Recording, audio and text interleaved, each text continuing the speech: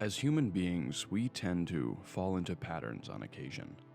The reason the phrase history repeats itself carries so much weight is due in part to the fact that, if left to our own devices, we will very often go after the same things or create them ourselves if need be, over and over and over. One of the strongest trends among people is the ever-present desire for structure. We often seek order, rules, guidelines, a give and take of benefits and consequences to give us a little more direction.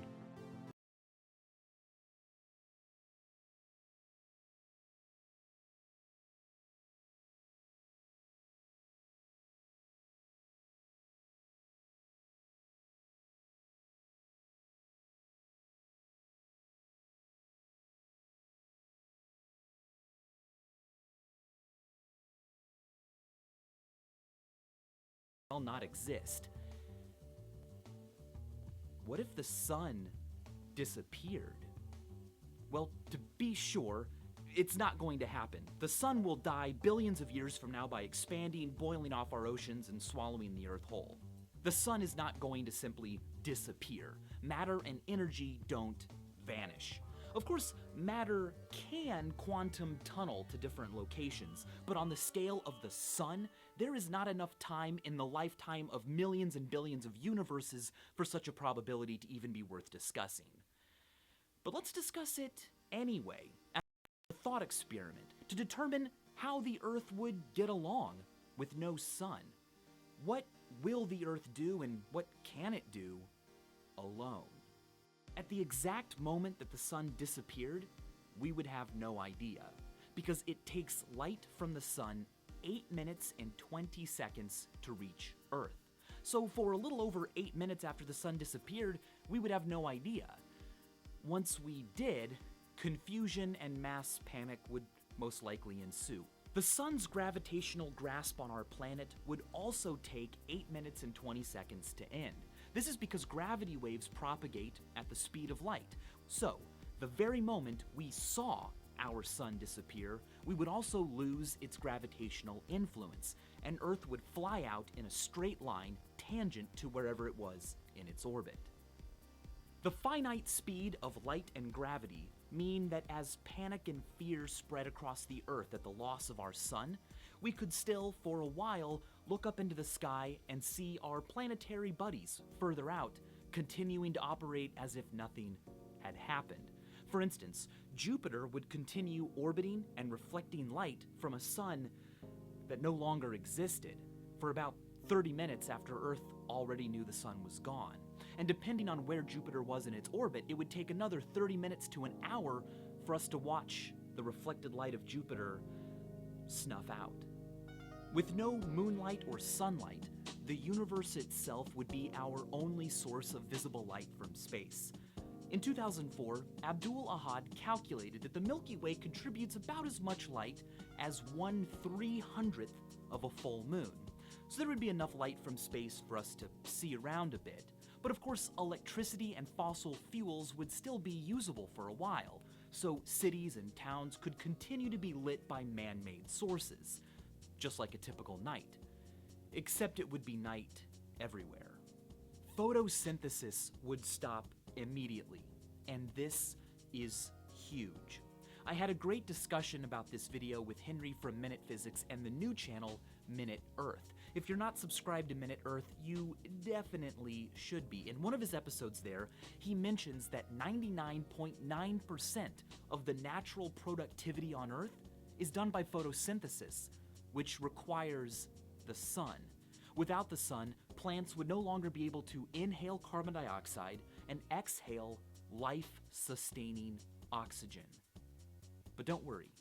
Collectively, all of us humans, all 7 billion of us, breathe in about 6 trillion kilos of oxygen every year. But our atmosphere contains a whopping quintillion kilos of oxygen. So even without photosynthesis, and including all of the other animals and insects and microorganisms that consume oxygen, it would take us thousands of years to run out. The poor plants themselves would be much worse off. Without the sun, most of them would die within days or weeks. Except for large plants, Giant trees, for instance, contain enough sugar for energy that they could technically live in the dark for years.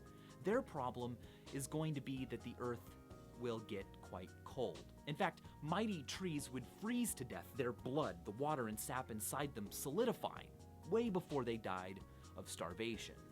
Right now, with our sun, the average surface temperature on Earth, hot places and cold places in different seasons all considered, is an arguably comfortable 14 to 15 degrees Celsius.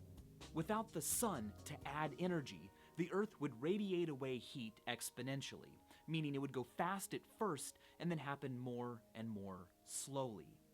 By the end of the first week without the sun, the average surface temperature across Earth would be freezing, 0 Celsius, 32 degrees Fahrenheit.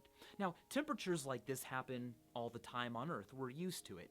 Panic and fear and looters and anarchy aside, for the first few days or months, we could get by. But by the end of the first year without the sun, the average global surface temperature would be negative 73 degrees Celsius, negative 100 Fahrenheit. The best option, really, would be to move to geothermal areas like Yellowstone or Iceland. These places would be the few safe havens for human life after the sun. Nearly all life on Earth exists because of and is dependent upon extraterrestrial energy, the sun. But the Earth produces its own heat. Despite floating in the coldness of space for billions of years, down below the crust, the Earth is quite warm. 20% of this warmth came from the fact that when the Earth formed, mass crushed so tightly in the middle that the pressure liquefied rock. The other 80% of Earth's internal heat comes from the fact that deep in its core, radioactive elements decay, providing the energy needed to keep the Earth's core at 5,000 degrees Celsius. Anyone who failed to secure a position within one of these bastions of warmth, or perhaps underground in a community warmed and powered by nuclear fuel, would likely be dead within the first year of no sun. In the next 10 or 20 years, things would start to get wet with dew, but not with glorious water droplets, instead, droplets of liquid air. The air would literally become cold enough for the gases that make it up to condense, or form clouds and precipitate, first as rain, and then as it got colder and colder, eventually as snow. In Fritz Leiber's famous science fiction short story, A Pail of Air, this has already happened. The Earth was ripped away from the sun, and in order to survive, a family must go outdoors in a special suit and scoop up a pail of just the oxygen snow, bring it back in, and place it over a fire to warm and allow them to breathe. A year or so after the sun disappeared, Earth's oceans will have frozen over, ice all the way across. But ice is less dense than liquid water, which means that ice floats. And ice is a pretty decent insulator. So, for billions of years after the sun disappeared, liquid water could still exist at the bottom of our oceans, protected and insulated from space by miles of ice above it, and warmed by vents on the ocean floor that spew water out, superheated by Earth's interior. This would continue on Earth for a very, very long time, sun or no sun. Instead of becoming frozen and lifeless, extremophiles, like microbes that live around hydrothermal vents deep in the ocean, would be fine. They live deep in the ocean, far below the point where sunlight can penetrate, and they make energy not through photosynthesis, but via chemosynthesis, converting heat and methane and sulfur into the energy they need. They are then eaten by clams and tube worms. Extremophiles deposit minerals back into the vents, meaning that their food chain is complete. It's a circle. It's independent of the sun. Earthlings like them would thrive if the sun were to disappear. They would live just fine without ever knowing that the sun was gone, or honestly, without ever even knowing it existed in the first place. It's amazing to think that life, here on Earth, all alone, flying through space with no sun, would kind of be fine. Far from becoming a frozen dead rock or a boring dormant seed, the Earth would be a spaceship carrying living passengers with enough geothermal heat for billions of years of life. If the sun disappeared, spaceship Earth would fly out in a straight line, covering about 30 kilometers every single second.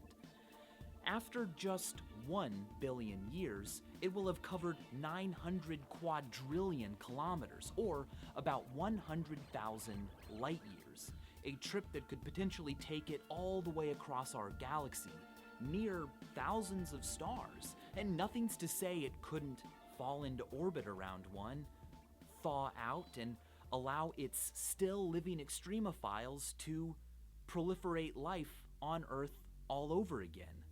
Maybe one day developing life intelligent enough to uncover whatever is left of our lives. Maybe they could even find this very video. In which case, hi, you're welcome for this video about your planet's history and journey. And as always, thanks for watching.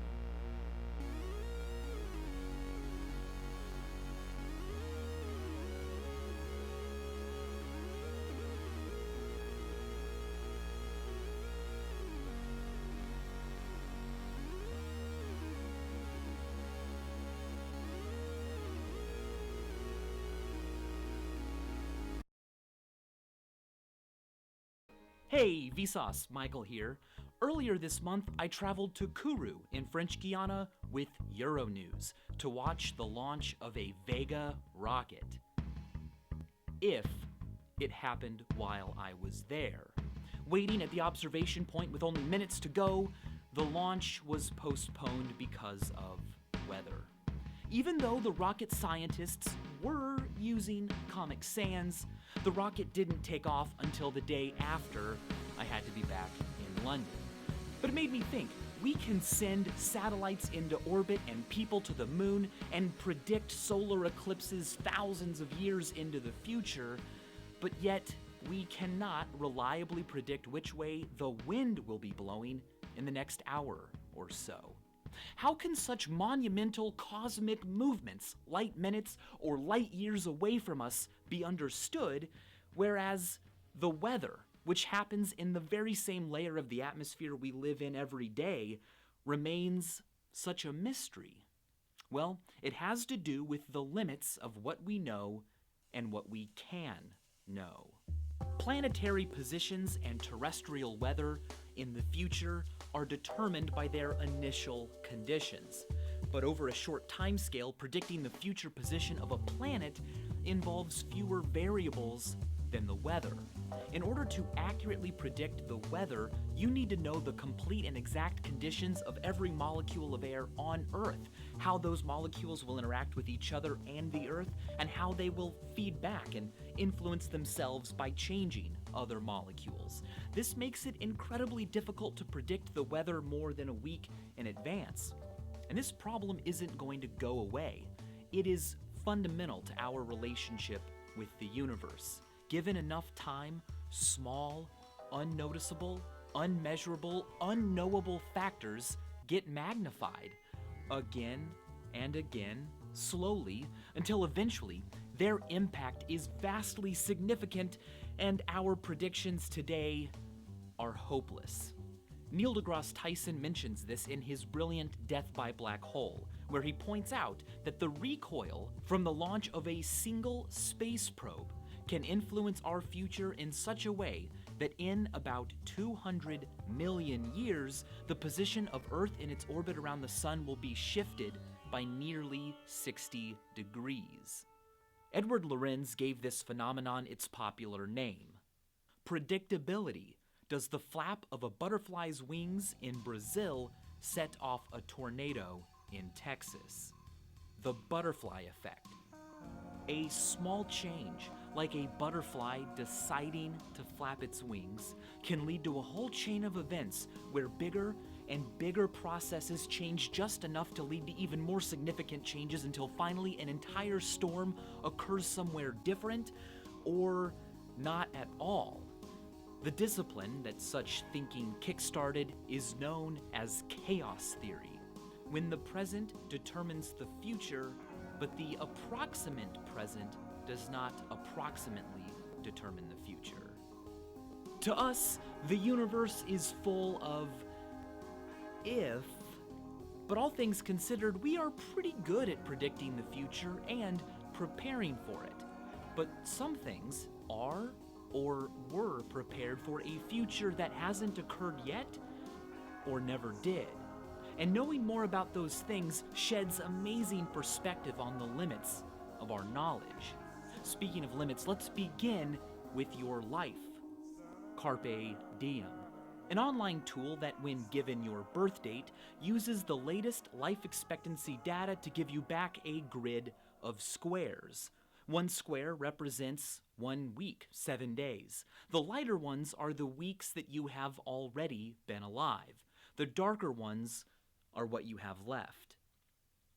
Check sleep to see how many of your previous and future weeks will be spent sleeping. Of course, it's just an approximation. It's difficult to know if you will have more or fewer weeks to come. It's hard to know when it will all end. It's even more difficult to document unless you are Reynaldo Dagsa, a councilman from the Philippines who took this photo of his family on New Year's Day, at the very same second that he was assassinated. The photo was later used to catch the killer. We can't predict everything, but in the event of an anticipated catastrophic event, severe weather, an incoming nuclear attack or asteroid, how would we all know what was going on? Well, many countries have systems in place to allow them to speak to as many people as quickly as possible. The United States has the Emergency Alert System. When triggered, the system interrupts all programming on radio and television with messages generated using text-to-speech automated voices. The warning tones are known, so what's kind of scary is that today we can take a peek and see what it would look like and what it would sound like if a catastrophic event occurred. In this example, a nuclear attack that threatened life across the entire country. First of all, you would likely hear sirens. And then, as you went to tune in to, say, TV, this is what you would hear and see.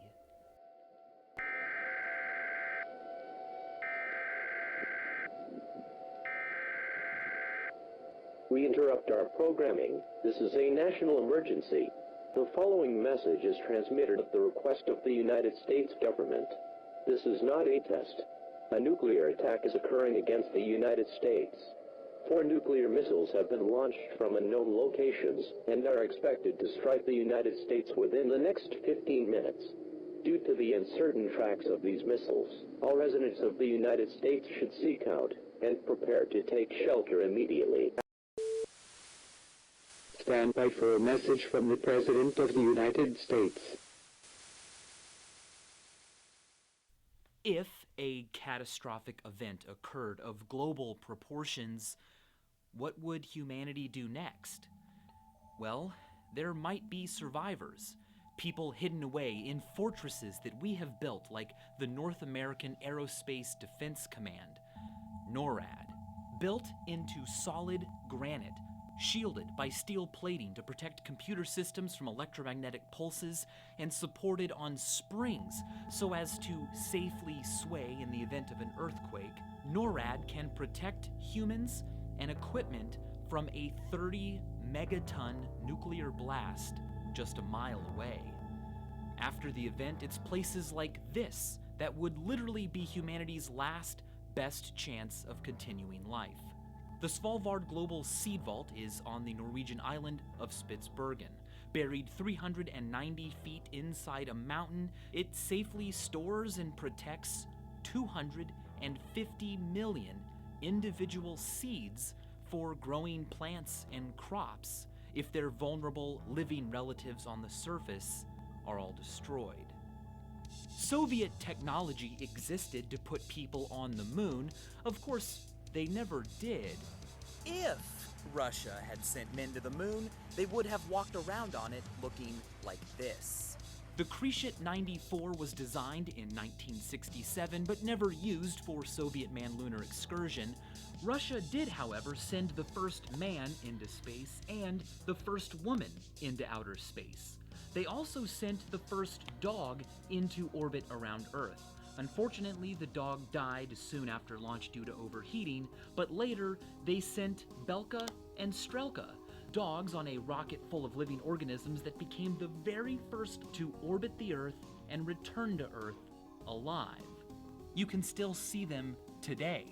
The Moscow Cosmonautics Memorial Museum has the two dogs preserved, stuffed and on display as physical relics of Earthlings growing up and leaving their planet.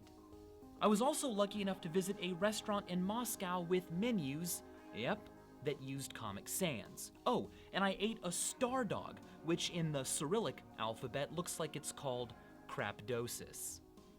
The United States, of course, did send people to the moon, but recently we have learned that NASA, at the time, didn't know with the same certainty as other variables whether the first men on the moon would be able to leave.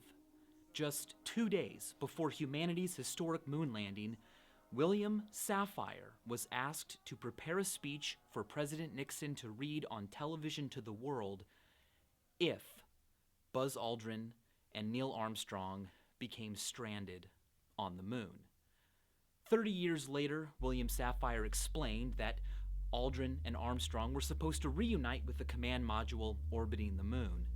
But if they couldn't, and it was a good risk that they couldn't, then they would have to be abandoned on the moon, left to die there. And mission control would then have to use their euphemism, close down communication. And the men would have to either starve to death or commit suicide. And so we prepared for that with a speech that I wrote. And the president was ready to give that. Luckily, Nixon never had to deliver the moon disaster speech, but to read it today, thinking of those two guys still alive on the surface of the moon, knowing that they will never get back to Earth, is chilling. Included in that speech were these lines: "Fate has ordained that the men who went to the moon to explore in peace will stay on the moon to rest in peace. These brave men, Neil Armstrong and Edwin Aldrin, know that there is no hope for their recovery, but they also know that there is hope for mankind in their sacrifice."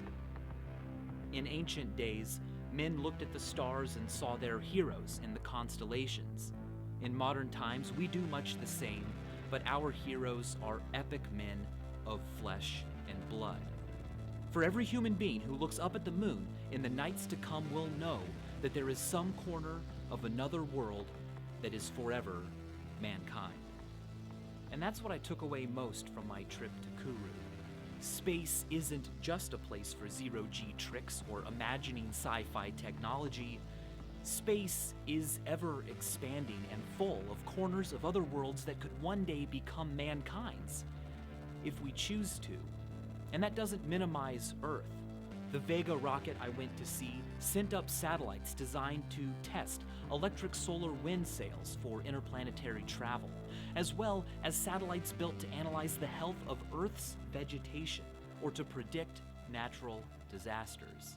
Just as our bodies benefit from having doctors and instruments beyond them that can probe, investigate, and diagnose, so does the Earth.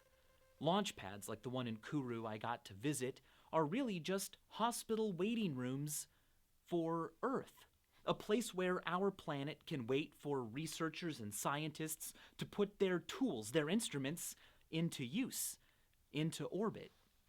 We may never know if something will or will not happen, but by pursuing space, corners of other worlds, we gain a perspective that can help us shrink the size of that mysterious and often frightening if. And as always, thanks for watching.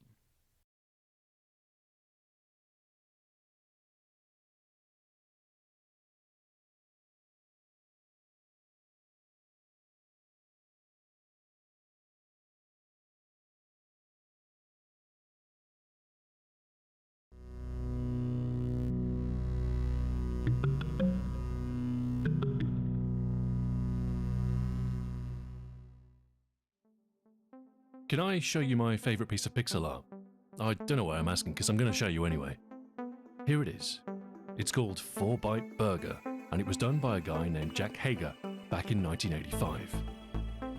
It's brilliant, it's whimsical, and it appeals both to my love of 80s aesthetics and of hamburgers. It's also among the first artwork ever produced on an Amiga. Jack Hager was the art director at Commodore, and he produced a series of images very early on in the machine's life to demonstrate its artistic capabilities. Some of these images have been preserved, but some, 4-Byte Burger included, have been lost. You see, the software Jack was using was in such an early stage of development that it lacked a save feature entirely. There was no way of storing the images you created to disk. The only reproduction we have of 4-Byte Burger is a photograph of the screen taken while the image was still in memory. A literal screenshot.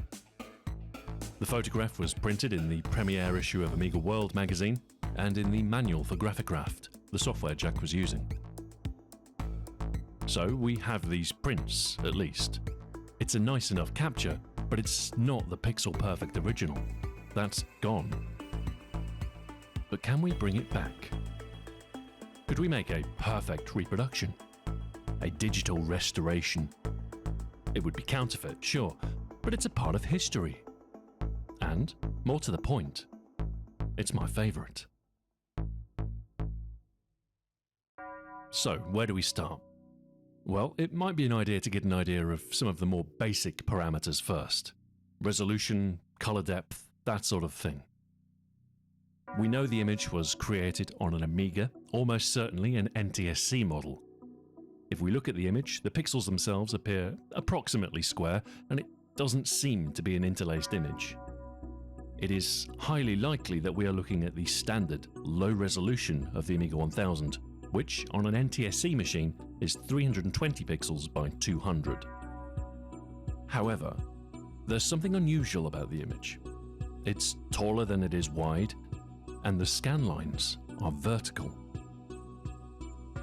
Every single CRT monitor I've encountered scans horizontally, which seems to imply that either the camera or the monitor itself has been rotated by 90 degrees. It seems likely that the image was created using a monitor that was placed on its side, an impressively low-tech solution to attaining a portrait orientation. I do wonder if Jack held the mouse at a right angle to correct for this when drawing, or perhaps there was a more sophisticated solution. I don't suppose it matters much, as we've likely arrived at a conclusion for the image's size.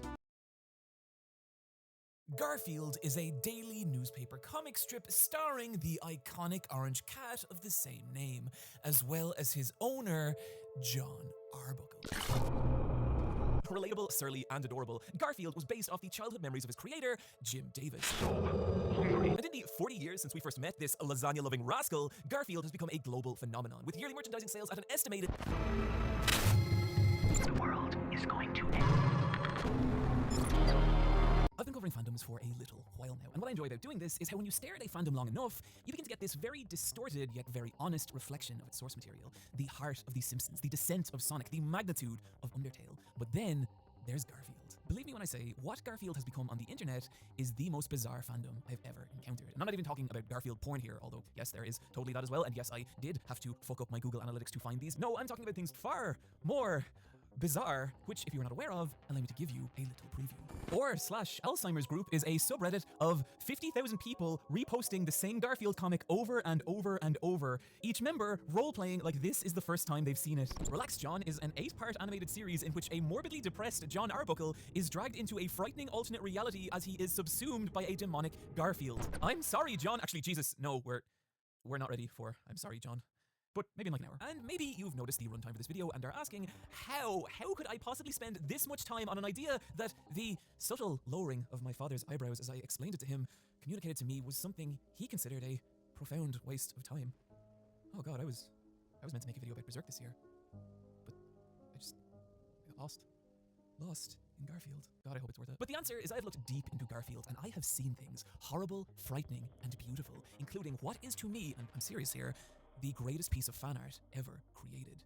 and I would like to show it all to you. So join me on this long and strange journey as we take our first step and ask a question. How the fuck did we get here from a cartoon cat who likes lasagna? Or, to put it another way, what is Garfield?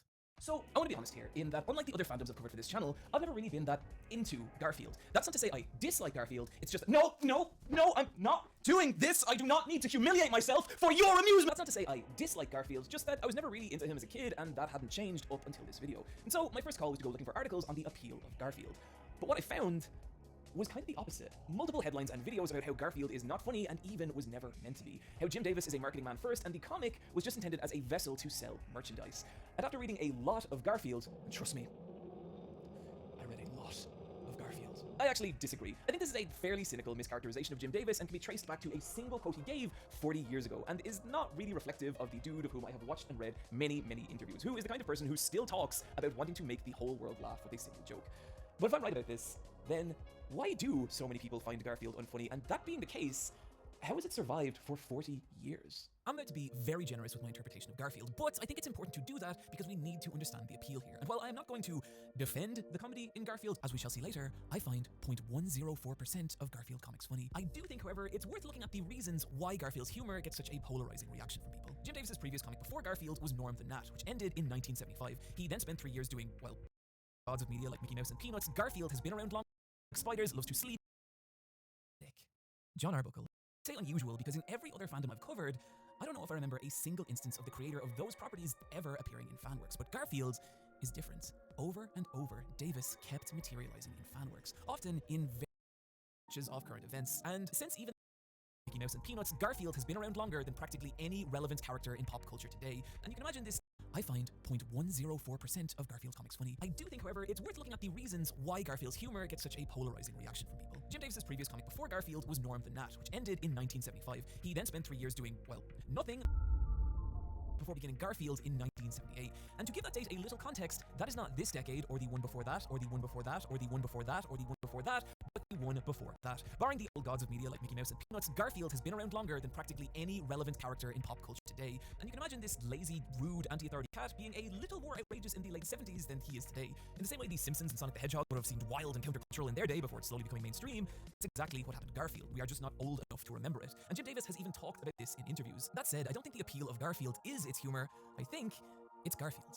And what I mean by this is that we all want to be Garfield. Please don't click off the video, I promise I have a point to make here. Think of everything you consider imperfect about yourself. Physical, mental, emotional, whatever. Any perceived flaw that makes you feel shame. Now, imagine an alternate version of yourself where those flaws still existed, but you just accepted them. You are in perfect harmony with who and what you are, and that's it. And well, that's Garfield. Garfield is lazy, he's gluttonous, he's selfish, and people constantly make fun of him for being fat. But he doesn't give a shit. He is perfectly content in who and what he is, and any of his perceived flaws are other people's problems, not his. And that is some seriously aspirational levels of confidence. But the real genius of the character is he also has all these little traits that allow us to see ourselves in him. Garfield hates Mondays, he likes coffee, he loves lasagna, he dislikes spiders, loves to sleep, and resents authority. These are all very general, but what that means is that no matter who you are, there's probably something in Garfield you're going to be able to relate to. And that relatability, combined with his more aspirational quality, creates this simple but massively appealing cocktail of a character. And I think it's the strength of that appeal that's let Garfield survive for 40 years. And I just want to note here that for as messed up as things are going to get this video, there is a lot of really cool and wholesome Garfield fan art from people who just earnestly enjoy Garfield's comic and his world. One standout being the fan comic John, which tells the story of an older John Arbuckle rediscovering his love of art and cartooning, and it's just this super cute and endearing take on these characters. Now, granted, you don't have to spend that long looking for Garfield fan art on the internet before things start to get strange, like Garfield fan art on the internet before things start to get strange, like endearing take on these characters. Now, granted, you don't have to spend that long looking for Garfield fan art on the internet before things start to get strange, like Garfamon, a blog in which one intrepid Garfield artist has been redrawing the entirety of Pokemon as Garfield, and I don't know how many there are because my browser crashes before I hit Gen 1. But what I think is really interesting about Garfamon is it shows how iconic and malleable Garfield's visual design is.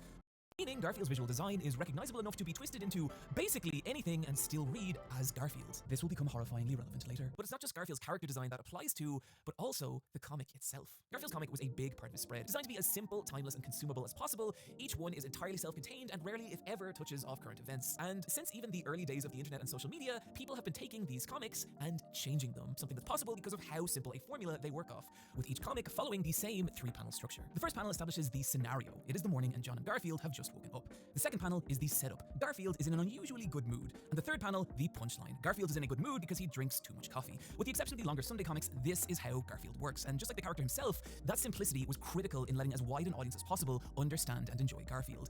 But it's also that simplicity that made the comic so infinitely memeable. It is shockingly easy to make your own Garfield comic from splicing together different establishment, setup, and punchline panels. And you can even try this yourself with the random Garfield comic generators. And it's that malleability that's led to scores of popular online trends, such as replacing the last panel of a Garfield comic with an image of Garfield smoking a pipe, and an unusual amount of these still work. But my personal favorite is the same, except the final panel now being Garfield being flung from a window.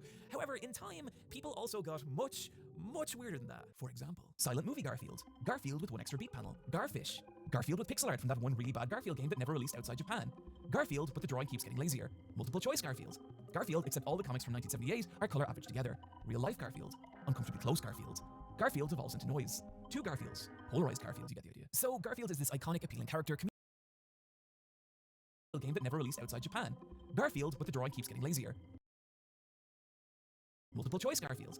Garfield, except all the comics from 1978 are color averaged together. Real life Garfield. Uncomfortably close Garfield. Garfield devolves into noise. 2 Garfields. Polarized Garfield, you get the idea. So Garfield is this iconic, appealing character communicated through this simple but infinitely consumable and recreatable medium. And I think this does go away in helping us understand the existence of something like r/Alzheimer's group. While there is something undeniably cruel about this subreddit, I'd be lying if I said I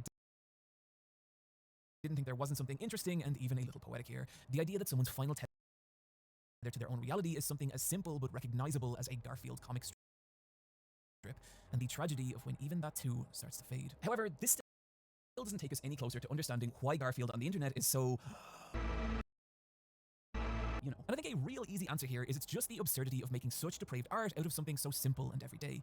But as you may be able to tell from the remaining runtime on this video, I disagree. I think there's genuinely something darker and stranger at play here, and I'm not even talking about the official Garfield's very occasional descent into something weirder.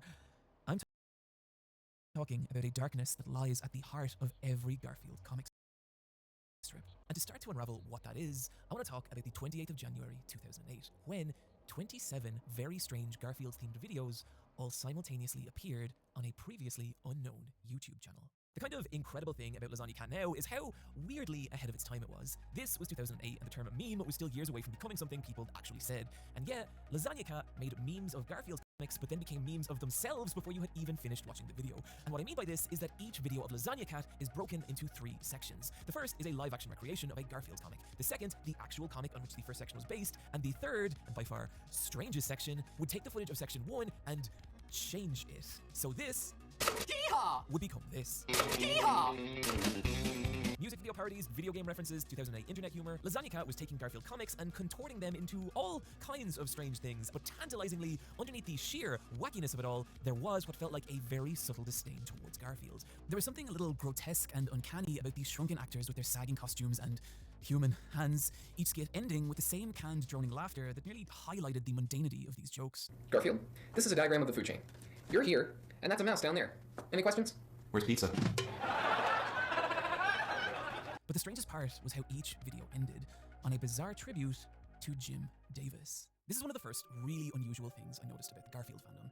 It has this kind of feverish obsession with Garfield's creator, Jim Davis. And I say unusual because in every other fandom I've covered, I don't know if I remember a single instance of the creator of those properties ever appearing in fanworks, but Garfield is different. Over and over, Davis kept materializing in fanworks, often in very strange ways, and to the best of my knowledge, Lasagna Cat was the first instance of this happening.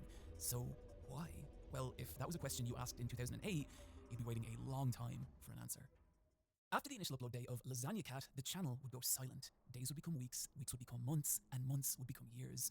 And without a single update, Lasagna Cat began to fade into internet obscurity. Which is why it was such a shock when a full 9 years later, a new video appeared on the Lasagna Cat channel, ending with the text, "Telephone Sex Survey, February 9th, 2017.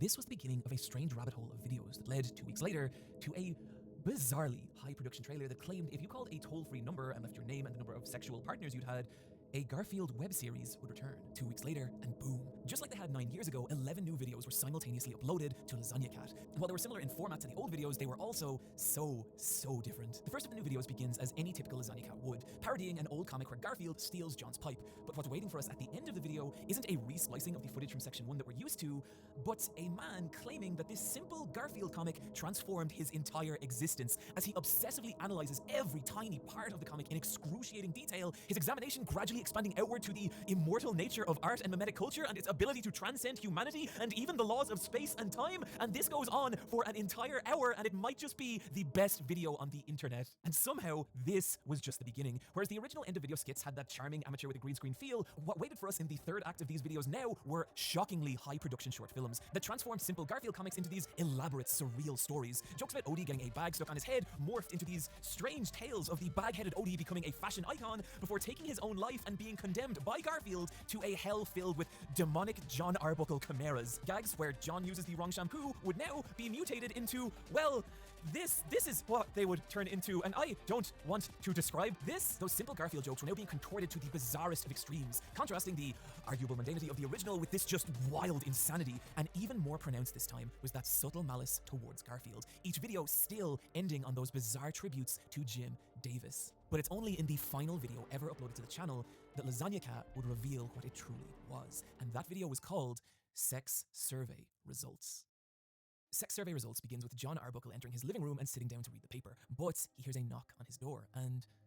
Who's there? To which he answers, revealing a strange white mannequin. The mannequin giving its name and number of sexual partners. Hey, my name's Garrett Smith, and I have had exactly 0 sex partners. A near identical scene, and we begin again, but now with Garfield instead of John. The same events play out, only with a new piece of audio detailing someone else's name and number of sexual partners, and we cycle again, but now with Odie. And then again, back to John, and then again, and again, and again, and again, and again, and this continues for nearly 5 hours, all of which I have watched, most of which I did live on stream. Watching Sex Survey Results in its entirety is exhausting, an exercise in mind-numbing repetition. But I think there's something kind of important in that experience. You're listening to all these different recordings of people communicating what is, to many, a pretty sensitive piece of information, and it's weird and even a little uncomfortable. But soon, you just go numb to it. After an hour, it stops feeling weird, and after hours, it stops feeling like anything, because anything repeated enough times loses all meaning. Not unlike a comic strip running day after day after day after day after day for 40 years. And it's at that point, when that feeling is at its strongest and you are completely numb to whatever is happening, that Lasagna Cat hits you with what has to be one of the most infamous and shocking pieces of footage that is allowed to exist on YouTube. At this point, the scene has descended into night. The mannequins have begun to take strange and grotesque shapes, and John answers the door one final time, only to be faced with... John Arbuckle, 2.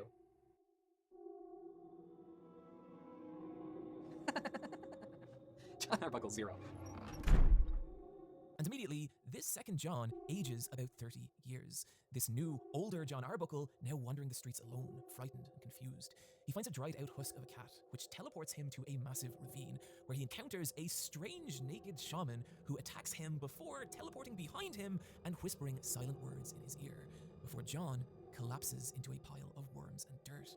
The shaman roars, and we hard cut to a young girl screaming in the bathroom of a public school. We're given extreme close-ups of her birthing a stillborn child, and she steps back and stares down in horror before saying something in Polish. To dziecko nie jest moje. To dziecko jest z ciemności. Ja porodziłam ludzkie przekleństwo. She leaves, and we get one final shot of the child, but now a ginger cat is perched beside it. We cut, the cat is now gone, and the baby opens its eyes before the screen is filled with a block of bright orange. Well, that was a nightmare, but I actually think that Lasagna Cat has something really interesting to say. But to get there, we're gonna have to do a little legwork.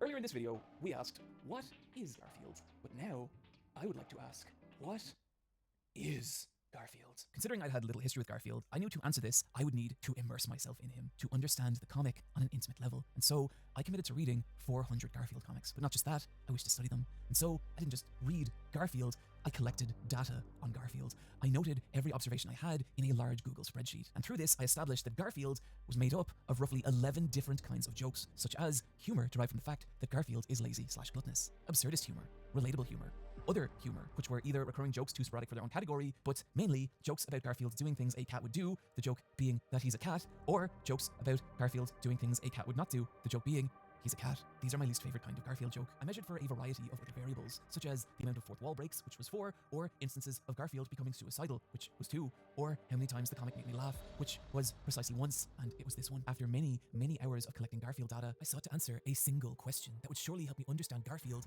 and by extension, Lasagna Cat. What was the most common type of joke in Garfield? And when I tabulated the results, what I saw shook me. What was I looking at? This couldn't be possible, and I grew concerned.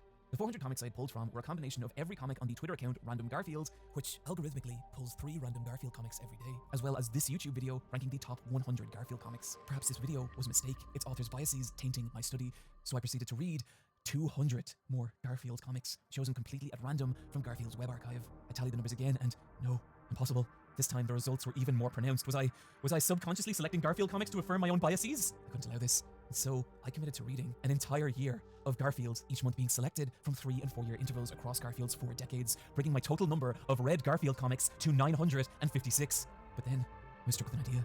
What if I committed to reading every Garfield comic in existence? Then my data would be pure, complete, and indisputable.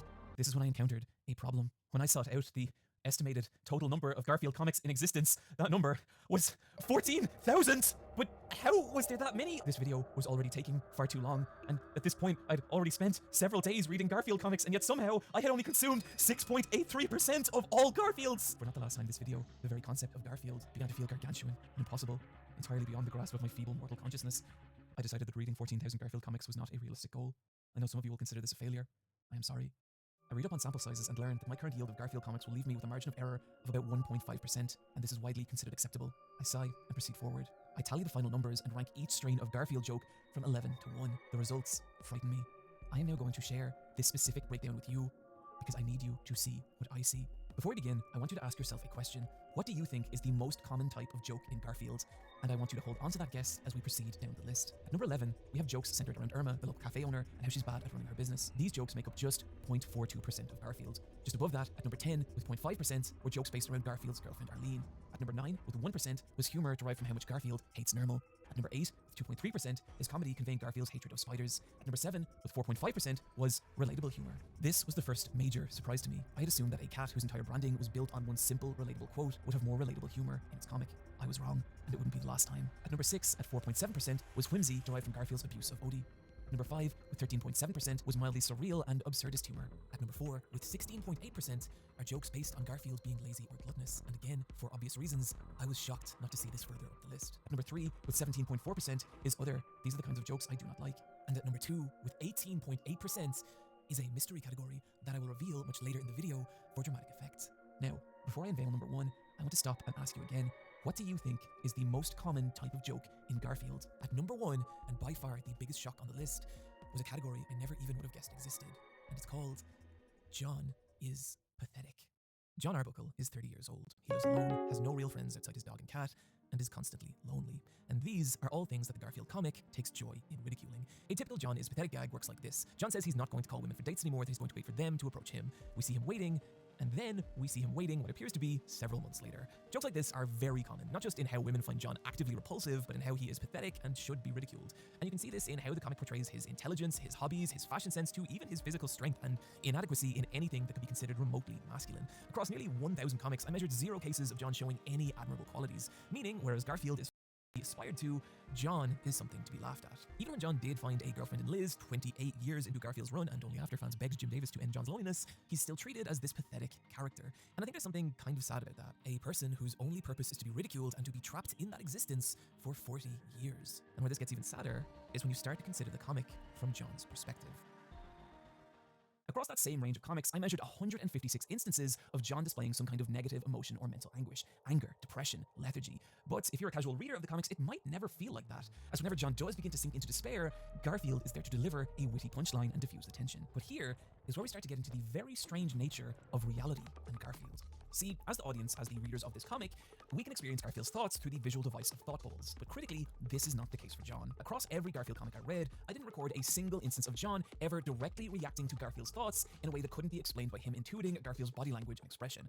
And that information is critical because it means the reality we are experiencing and the one John is experiencing are entirely different. And this brings us to a question. What is it really like being Jon Arbuckle? On the 13th of February 2008, a Garfield fan comic was uploaded to Tumblr, and it looked just like a regular Garfield comic, but with one critical difference. The first panel depicted John sitting alone with the dialogue, "I've done things in my life that I regret." The second panel shows nothing, just John, his remorseful silence unbroken. The final panel of the comic punctuated by nothing, just a slight shift in John's expression, like his regrets are washing over him. What this was just a regular Garfield strip with one key difference. Garfield had been removed. And because of the very specific way John and Garfield communicate, the comic still works. But whereas before Garfield's punchlines could distract us from John's misery, that's no longer the case. And this was the beginning of the bizarre and morbid webcomic, Garfield minus Garfield, which lets us experience the true crushing reality of John. And some of these comics are really haunting. There's one in particular that is either very hopeful or very devastating, depending on your perspective, where John says, "We can't do anything about the past, but we can do something about the future," before he just disappears. Garfield minus Garfield was not the first instance of people removing Garfield from the comic to produce this kind of effect, but it was what popularized the idea online that there may be something very wrong with Jon Arbuckle. And over time, other fan works began to explore this in similar ways. Realistic Garfield, for example, conveyed similar themes by just replacing Garfield with a realistic cat who could not talk, as did fan comics like Arbuckle, while animations like Meat Canyon's Lasagna brought the idea of John's fractured reality even further, depicting John as a frightening, delusional lunatic who holds his terrified victims captive and forces them to play the part of Garfield and Odie, as he warps back and forth between the Jon Arbuckle we know from the comics and something much, much darker. The reason all these pieces are important is that they show not only that there is something kinda wrong with Jon Arbuckle, but also that that is something that even in the early days of Garfield's online fandom, people picked up on. But where things get even stranger is when we look at this through the lens of what Jon Arbuckle was originally meant to be. Remember earlier when I said that Norm Nat ended in 1975, Jim Davis then spent 3 years doing nothing, and Garfield started in 1978? Well, that was a lie, but I framed it this way because for decades, that's what people thought was the truth. Listen to any interview in which Jim Davis speaks about the origins of Garfield, and he'll wheel out the same anecdote about the failure of Norm Nat because insects are not appealing characters, and how that realization led to him looking at dog-centric comics like Peanuts and Marmaduke and saying to himself, what if I can create a similar character, but for people who like cats? And thus, Garfield was born. Except this version of events also ignores the existence of Heathcliff, another surly, round, orange cat who predates Garfield by about 5 years, and this isn't relevant at all, but I just think it's funny. However, this telling is a lie, or at least not the full truth. Because you see, in the period between 1975 and 1978, there was a third comic, one that was only discovered in 2019 by intrepid Garfield historian Quentin Reviews, and this comic was simply titled John. There are two very strange things about John, the first being how closely it resembles Garfield. Everything from jokes to entire layouts are repeated across the two series, the only difference being that the main character here is John. Davis has spoken a lot about how Jon Arbuckle is an analog for him. Both grew up on a farm, both live in Muncie, Indiana, and both are cartoonists. In fact, Davis originally wanted to use the character of John as a way to voice his frustration with the comic strip industry, which, if you look at where Davis was in his life when he first started writing this character, that tracks. John started just 2 weeks after the failure of Norm Nat, and you can feel that frustration in these early comics. In one instance, John even turning to the camera and saying how he thinks the content of this comic will land him in trouble with parents groups. While Garfield still featured heavily, there were strips where he just didn't appear at all, with scenarios more focused on observational humor derived from the perspective of a single man. But it wasn't long into the run when that started to change, with jokes more and more centering around Garfield and not John. The final strip of John being published on August 8th, 1977, the strip returning a week later, but now named Garfield. And within a year, Garfield would be syndicated on a national level, becoming the newer version of the comic we are all now familiar with. The second thing I find so strange about John is that while Jim Davis is often happy to laugh about the failure of Norm Nat, he barely ever speaks about John, and when he does, he only talks about it in the vaguest of terms, as if it was an idea in his sketchbook as opposed to an actual published comic. And I can't help but wonder if there's something to that. If the idea of a comic that was meant to be his own perspective, his own outlet on life, was a failure, overtaken by a fictional character he created. Even stranger, as Garfield went on, the similarities between Jim Davis and Jon Arbuckle began to disappear. John's job as a cartoonist practically vanishing as he devolves into the pathetic shell of a man we now know. And I'm not saying here that I think Jim Davis has some deep-rooted trauma that is manifesting in his daily newspaper comic. I genuinely do not think that. But I do think that this perspective adds a lot to this strange meta-narrative of a man overtaken by his own creation, abandoning the character he once embodied, and that character now being trapped in a life of existential suffering. And here's the thing. If I was the only person who saw this, then there wouldn't be a story here. But I'm not. Let's go back to those last 5 minutes of Lasagna Cat. Lasagna Cat ended 2 years before the discovery of John, but even then, what John adds to Lasagna Cat is kind of chilling.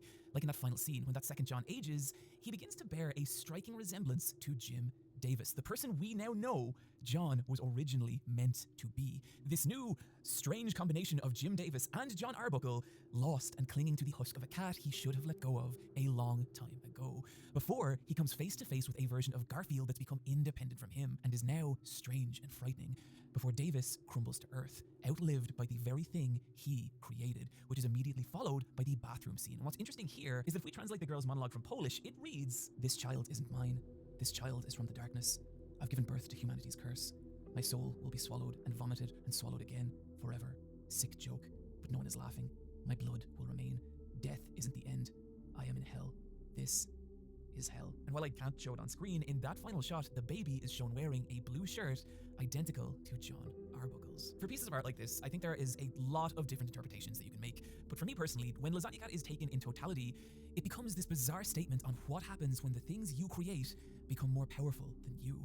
How Garfield has become this semi-immortal entity, evolving past both John Arbuckle and Jim Davis. And I mean this literally. Garfield is no longer even created by just Jim Davis. He has an entire team of people working under him who have become so adept at creating Garfield, their work is now indistinguishable from his. And Davis has even spoken about selecting a replacement so that Garfield can continue long after he's gone. But here's the thing. It's not just Jim Davis's reality that Garfield has had this strange effect on. It's also ours. That might sound weird. I mean, how relevant could Garfield actually be in the modern era? Well, if I was to ask you which character out of Superman, Goku, and Garfield was the most syndicated, which would you pick?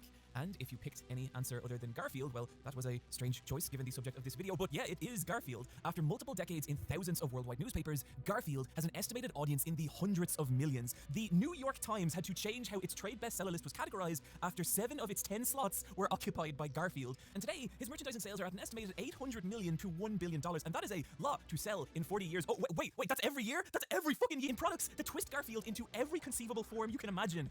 For example, Garfield soap, Garfield air fresheners, Garfield cushions, Garfield teapots, a poster with Garfield as a ninja, Garfield headphone holders, Garfield thermostat, Garfield commemorative coin, Garfield digital alarm clock, Garfield key hanger, Garfield piggy bank, Garfield Walkman, Garfield globe, Garfield ice skates, Garfield boxing gloves, how to insult your friends, Garfield book, Garfield web browser, Garfield amusement park ride, Garfield personal massager, a Garfield mug, another Garfield mug, a much dumber Garfield mug, a Garfield mug that is even dumber than the first dumb Garfield mug, existential Garfield, another existential Garfield, slightly too many Irish stereotype Garfield, Garfield waistcoat, unwell Garfield, Garfield gun, Satan Garfield, slime Garfield, child Garfield, illegal Garfield, another fucking Garfield mug, I don't know what this is, table Garfield, yet another table Garfield, Garfield prison tray, sex Garfield, far too large Garfield, nightmare Garfield, this horrifying bedsheet, the deeply cursed Garfield eats, What is this? Why? This Garfield jigsaw, which for some reason I can't quite pin down, puts the fear of God in me. In the mid-80s, a small coastal French village began to suffer an unusual phenomenon when plastic Garfield phones began washing up on shore. No one knew where they came from or why this was happening, but it continued for 3 decades, a mystery that was only solved in 2019 when the mysterious phones were traced back to a lost shipping container. We have so saturated this planet with Garfield merchandise that even the Earth herself has begun to reject it. But if that's the case, why don't we notice Garfield more? Why don't we see him everywhere in every day?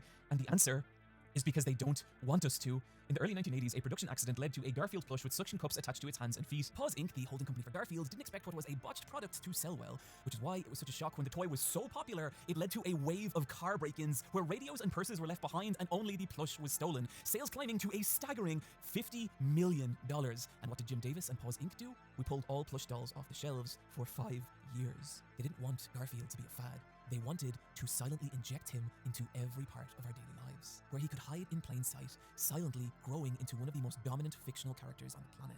And here's the thing, they succeeded. What I'm about to tell you is not a joke. This is not some Space Jam 2-esque hijinks. This all happened over the course of making this video, an experience I call the Garfield phenomenon. It began in small ways at first. I'd be watching a TV show and, oh, hey, there was Garfield.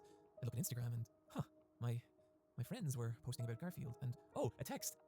I guess Chris Pratt is playing Garfield in the new Garfield movie. That's strange timing. Wait, why is Toby Fox talking about Garfield? And sexy goth Garfield began trending on Twitter? I began to feel slightly uneasy, so maybe I'll just try and relax and look at some gaming news and, oh, hey, I guess Garfield's the new character in that Smash Nickelodeon fighting game. Isn't that grand? I've been watching ReZero, which I did not like very much, and someone told me that Garfield appears in the 2nd season, which just can't be true, and what the fuck? A friend sent me a picture of a mural in an old house, and there was Garfield staring at me with what I can only describe as some kind of all-knowing contempt. I was now doing whatever I could not to think about Garfield, and I agreed to watch the first episode of the new Dexter with my partner, and... Wow, yeah, I can only imagine. But I want to call him Garfield. What the fuck? What the fuck did he just say? Calm down, calm down. Everywhere I looked, I saw Garfield. But why? Why was this happening now? Well, that answer would come to me, and it did so in the form of a phone call. Hello? Hi, son. Oh, hey, ma'am. How's it going? John, I know you're working on your video of Garfield at the moment, so guess what? I found the picture of you with your Garfield. Oh, ma'am, I don't think that was me. I was never actually that into Garfield.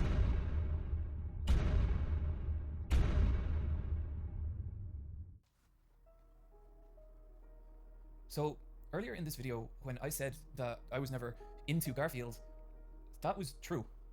I don't remember this. I don't remember owning this massive Garfield doll, but that is me, and that is my mom, and this happened.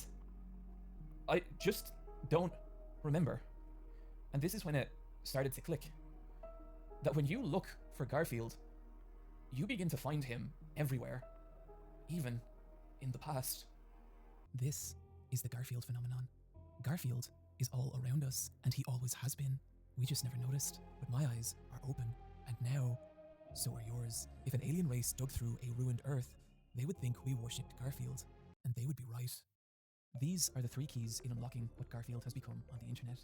A daily newspaper comic strip designed to be as simple and consumable as possible, but because of this, becomes unintentionally malleable and recreatable, spreading edits of it online, one of which unknowingly touches off a bizarre meta-narrative of a man being overtaken by his own creation. That creation, in time becoming an entity unto itself, one that has laid just outside the perception of man for 40 years, and will remain there for infinitely more, transcending humanity itself. This is the bizarre modern reality of Garfield, and now that we understand it, we may enter the world of I'm Sorry, John. On October 22nd, 2013, a comic was uploaded to the internet that showed John Arbuckle awaking late one night, but something is wrong. Something is very wrong. His room is bathed in an eerie orange glow, a strange material covering his walls, his furniture, and his entire home. He goes downstairs to try and discover the source of this problem, and upon entering the kitchen, he sees Garfield, his cat's strange swollen head bizarrely embedded in the wall, his skin spreading outward, covering every surface of his home. I was so hungry. As John realizes with horror, his entire home with him in it have been ingested by Garfield. I'm sorry, John. This was the beginning, and in the years to follow, more and more strange and frightening depictions of Garfield would begin to appear on the internet. Comics that looked normal at first, only to take disturbing turns, with Garfield often portrayed as something alien and unknowable, one of the most popular of which was 2017's Gramfell, a darkly humorous webcomic whose early pages were focused on John's depression, met by an uncaring, nihilistic Gramfell. But as the comic continued, Gramfell began to reveal to John not only the inherent unhappiness of life, but the futility of his existence as a character trapped in a webcomic, breaking John down to his core components and trapping him in strange and surreal realities over and over, at one point even transforming the very webcomic of Gramfell itself into a different series called Jan and Gram, in which John gets to live out the cute and peaceful life he's always wanted before John is ripped from his serene dream and in the final page is forced to acknowledge that he is alone, and he always will be. What I find so fascinating about Gramfell is it's that same dynamic of John and Garfield, just brought to a cosmically nihilistic extreme. This was the core concept of what would inform everything that was to come, but notably Gramfell never felt truly frightening or disturbing because of the simple pastel cuteness of its aesthetic, and if the horror of Garfield on the internet was going to truly solidify, it needed an aesthetic, and in the following year, it would get it. In 2018, an image would be uploaded to Instagram from horror artist Will Work, one that depicted a horrifyingly bloated Garfield clutching a tiny, frightened John, with the text, John, I require lasagna. Something about this image resonated with people, and it became wildly popular online, becoming the first in a series of 5 illustrations, each one depicting Garfield as a grotesque, swollen monstrosity, his form swimming between heaving mounds of flesh and sharp, insect-like appendages as he hunted John through his home. And while the sheer horror of seeing Garfield twisted into such nightmarish forms were a huge part of the power of these images, critically, they also captured the kind of hopelessness of the character of John Arbuckle, but channeled it into pure horror. One illustration showing John, terrified and clutching a shotgun, as a grotesque centipede-like Garfield emerges through the door behind him, with text that reads, Bullets don't work, John. The final image of this series depicting a gargantuan Garfield now towering over a helpless, terrified John, as he whispers, The world is going to end, John. These images would rampage across the internet, being posted, reposted, and upvoted tens of thousands of times, and would become the blueprint for everything Garfield would become online. As different artists began to create their own interpretations of Burke's work, such as animator Lumpy Touch, who took Burke's illustrations and reimagined them through stunning and horrifying pixel art animations, not only giving these still images a new horrifying dimension through movements, but also reframing them as a 2D survival horror video game. Lumpy Touch taking this concept even further later on, with both a first-person exploration recreation of the original I'm Sorry, John comic, as well as creating a tutorial for his own fake Garfield Garfield survival horror game in which the player is hunted by one of 13 gore fields, all based on the different zodiac signs. And what I really love about this is you can see that kind of existential horror introduced by Gramfell, as well as the more grotesque body horror introduced by Burke, now being spliced with other mediums and genres of horror. And you can see this continue to evolve in other illustrations like those of artist Omega Black, who took the idea of Garfield horror and introduced a cosmic eldritch feel, like this image in which Garfield states, "I no longer require eyes, John." Which I am pretty sure is a reference to the 1997 film Event Horizon, a sci-fi horror in which a group of astronauts board a lost starship that has returned from hell, featuring the infamous line, "Where am I going? You won't need eyes to see."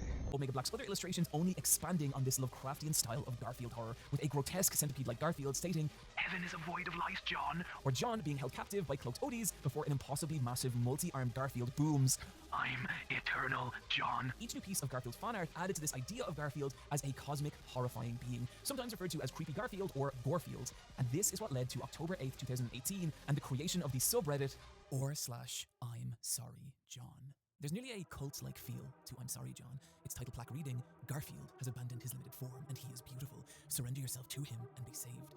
This is a community of nearly 800,000 people dedicated to bringing to life this new version of Garfield the internet has created, as well as his infinite torment of John Arbuckle. And maybe, like I did, you're thinking, no, Garfield's not evil. He's not trying to hurt John. It's not like that mystery number 2 category of Garfield joke is in fact humor based off Garfield's torment of John. But that's right. At 18.8%, nearly 1 in 5 Garfield jokes center around Garfield causing John mental anguish. And it's not just that. Another variable I measured for was the amount of times Garfield showed empathy towards John or tried to comfort his suffering in any way. And across nearly 1,000 comics, that number was 0. So, in the same way Garfield minus Garfield reveals something real, if unintentional, about Garfield, the same is true in I'm Sorry John.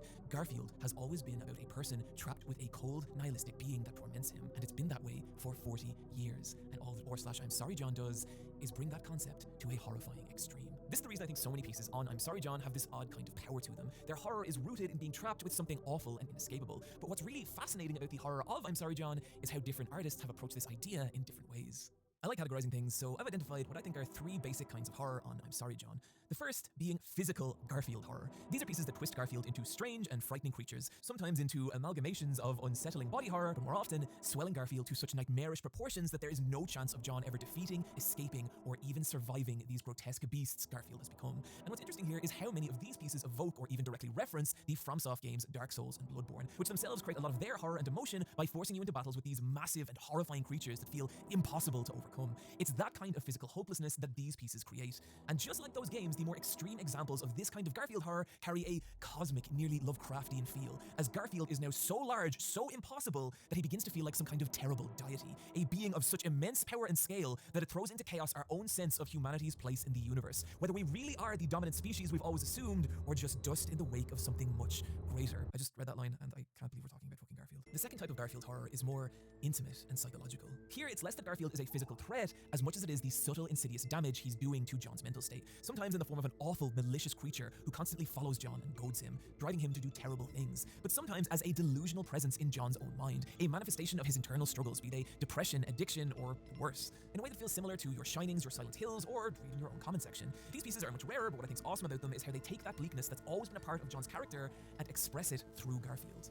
There is a third type of Garfield horror, and these are my personal favorite. Posts that focus on a more existential form of terror. The simplest examples of this are pieces that trap John in these impossible and infinite liminal spaces, where there is no escape and he will forever be haunted by Garfield. But other scenarios are more elaborate, like when even death itself can't release John from Garfield's grasp, showing Garfield as this immortal, unending being who will always return to plague John, or even the opposite, like in this one comic where John takes his own life to escape Garfield, only to be brought back to life by him so his suffering can continue. Other pieces are stranger and even more abstract, like showing Garfield as these grotesque physical parasites that have attached themselves to John and are feeding off him, while he is trapped in these strange, unending dream worlds. And I think where this particular kind of horror gets really powerful is when it's combined with the more psychological type of Garfield horror we just talked about, like Lumpy Touch's Relax John, which we mentioned earlier. And what I think is so great about this animation is it shows John returning home late one night at his most broken, his life now destroyed, having lost his job, Liz, and even Odie. And it's at this point, when he's at his absolute lowest, that he is most vulnerable to a being like Garfield, who offers John an escape from his miserable existence in the form of comfort, but in reality reality drags him into a frightening nightmare. And I love this so much because it is such a fantastic example of what Garfield has become on the internet. Garfield is despair. He's the part of John that makes him feel weak and insignificant, who pulls him down and traps him in realities dark and frightening. That is the core horror of Garfield and I'm Sorry, John. It's interesting to note that this concept has only continued to evolve online. In subcommunities like You're Welcome, John, which is a more wholesome, if still very disturbing relationship between John and a cosmically nightmarish Garfield, as well as I'm really sorry, John, which I cannot even talk about if this video has any hope of staying monetized. Hey, by the way, this video is nearly definitely going to be demonetized, and so I have a Patreon. There's one tier, it's $1, so yeah. But hey, look, either way, I appreciate you watching. You can even see this very defined kind of Garfield horror being transplanted onto other fictional series with I'm Sorry John's occasional non-Garfield weekends. And while I really love these pieces... Ernie, how do I look? With your eyes, Bert. With your eyes. God, that's so good. I think it's interesting how, at least to me, they never quite carry the same level of impact or meaning as those based on Garfield. Not only because of how deeply rooted the horror of I'm Sorry John is in the very core of Garfield, but also in how when taken with everything else we've talked about today, these pieces begin to transform what these characters are, and in particular, John Arbuckle. When I start... And in particular, they... Of these pieces... Ernie, how do I... This very defined kind of Garfield horror being... This video is nearly definitely going... Any hope of staying monetized? Hey, by the way, this... I'm really sorry... Nightmarish Garfield, as well as I'm really sorry, John, which I cannot even talk about if this video has any hope of staying monetized. Hey, by the way, this video is nearly definitely going to be demonetized, and so I have a Patreon. There's one tier, it's $1, so yeah. But hey, look, either way, I appreciate you watching. You can even see this very defined kind of Garfield horror being transplanted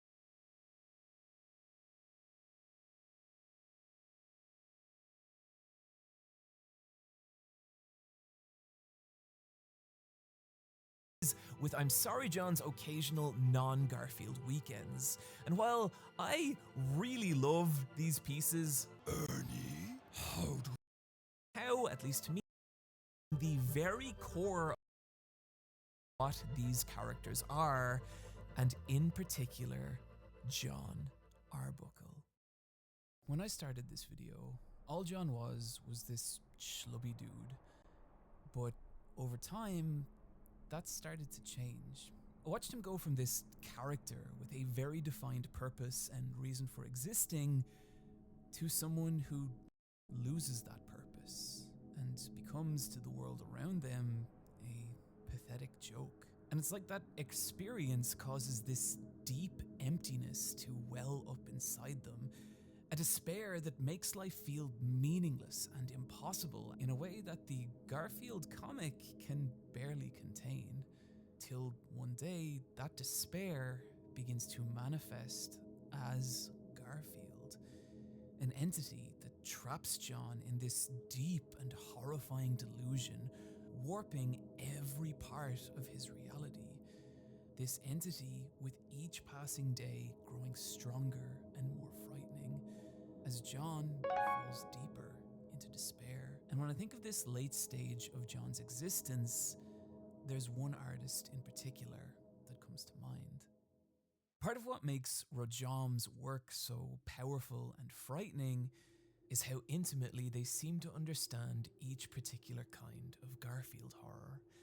Some pieces show Garfield as these massive, monstrous beasts whose mere existence conveys this horrifying physical futility. Others show Garfield as this gargantuan and grotesque parasite, as this insidious force that's been with John since the moment he was born, and for years has manipulated and contorted every part of his life, draining John, until finally, Garfield has grown so powerful that he's now more a god than anything else, so infinite, cosmic, and terrifying that he's become John's entire reality, and John, now just a speck of dust, hopeless and terrified in the face of this thing that he created till the end of time. And I think there's something really powerful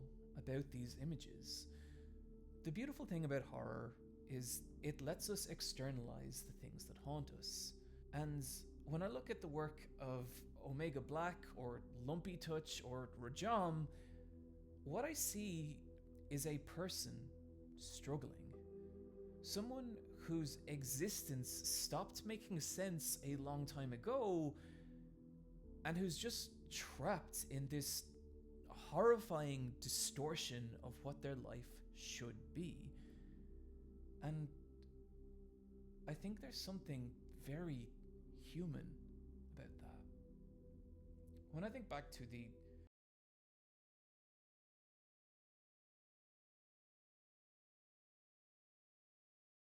very worst periods of my life,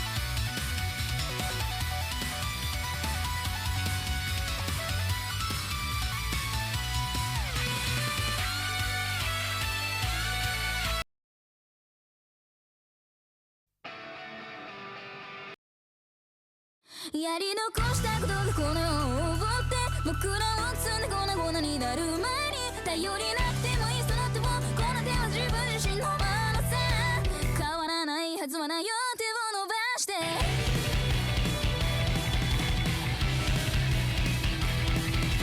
雑踏の中で声が聞こえる泣いている足跡が今誰かの声を消した朝いつになっても枯れることのない走った街の泥水が冷たい何も変わらない使いで今日だって生きていくんだくだらないけど仕方ないでしょ僕らはもう歩き始めたんだ嘘みたいなバカみたいなどうしようもない僕らの街それでもこの目で確かに見えたんだこの手で確かに触れたんだねえほらほらほらまた吹いたバカみたいだどうしようもないやめようってどうせ夢じゃないどうせ終わってる間違って諦めたったかはなぜまだやり残したことがこの世を覆って僕らを積んで粉々になる前に頼りなくてもいいその手をこの手は自分自身のままさ変わらないはずはないよ手を伸ばして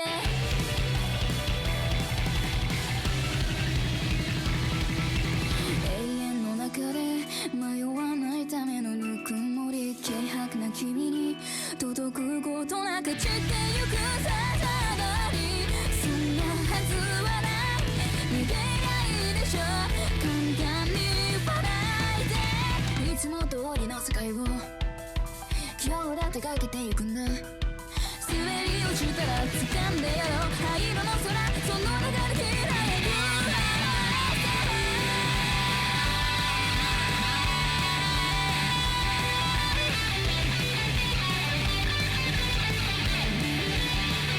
嘘みたいなバカみたいなどうしようもない僕らの街それでもこの目確かに見えたんだこの手で確かに触れたんだねえほらほらまた吹いてバカみたいだどうしようもないやめようってるせ夢じゃないどうせ終わってる街だって諦めたって変わんないぜまだやり残したことがこの世を覆って僕らを積んで粉々になる前に頼りなくてもいいその手をこの手は自分自身のままさ変わらないはずはない手を伸ばして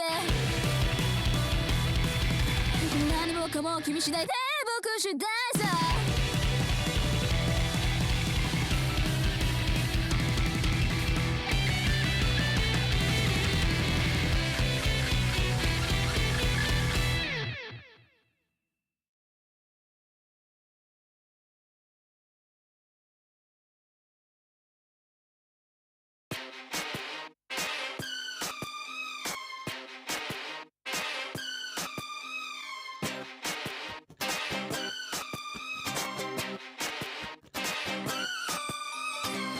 Baby, can't you see I'm calling? A guy like you should wear a warning. It's dangerous, I'm falling. There's no escape, I can't wait. I need a hit, baby, give me it. You're dangerous, I'm loving it. Too high, can't come down. Losing my head, spinning round.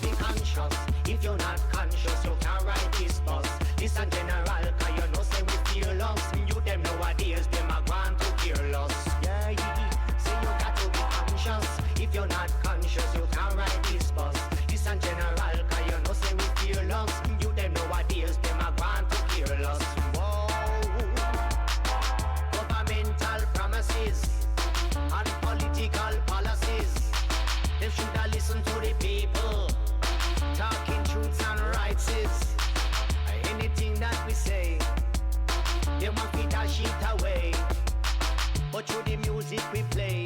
You know we must stay conscious same way. You got to be conscious. If you're not conscious, you can't ride this bus. This and general, cause you know say we feel lost. You them nowadays, them are gone to kill us. Yeah, so you got to be conscious. If you're not conscious, you can't ride this bus. This and general, cause you know say we feel lost. You them nowadays, them are gone to kill us. Whoa. Don't get caught up in bad company, don't get caught up in bad company. You might get shot and dead and buried, So read up your Bible pages daily. Got truths and rights are the best policy. Got to be conscious. If you're not conscious, you can't ride this bus. This and general, cause you know say we feel lost. You them nowadays, them are gone to kill us. Yeah, say you got to be conscious. If you're not conscious, you can't ride this bus. This and general, cause you know say we feel lost. You them nowadays, them are gone to kill us. Whoa. Got to be conscious in this ugly time. From good to bad, so very thin line. Guilty man, we pick up the microphone and hold it up in a me hand. Me DJ for woman and me DJ for man. Say listen, general, I tough you want the mic magician. And anytime you come dance, I'll have it tear down. Now listen to the words and me whole time grand. Say how come you never listen to Run? And all of the other music on the pop station. And listen to me man, can't David Radigan. And when Sunday come up here, Tony William. And then me discover Shaka and Coxon. Fat man, Jatobi, Unity and Saxon. So listen to general and the word of wisdom. Me sip on top of the rhythm and just me sit down for long. You know say general a tough him a dead and gone. So each and every youth man a feel listen this your man. Say put down the M3, M2, M1. Say put down the Bushmaster and the Magnum. So listen general a tough way a the DJ Donna. Got to be conscious. If you're not conscious, you can't ride this bus. Listen general, cause you know say we feel lost. You them nowadays, them are gone to kill us. Yeah, say you got to be conscious. If you're not conscious, you can't ride this bus. Listen general, cause you know say we feel lost. You them nowadays, them are gone to kill us. Whoa.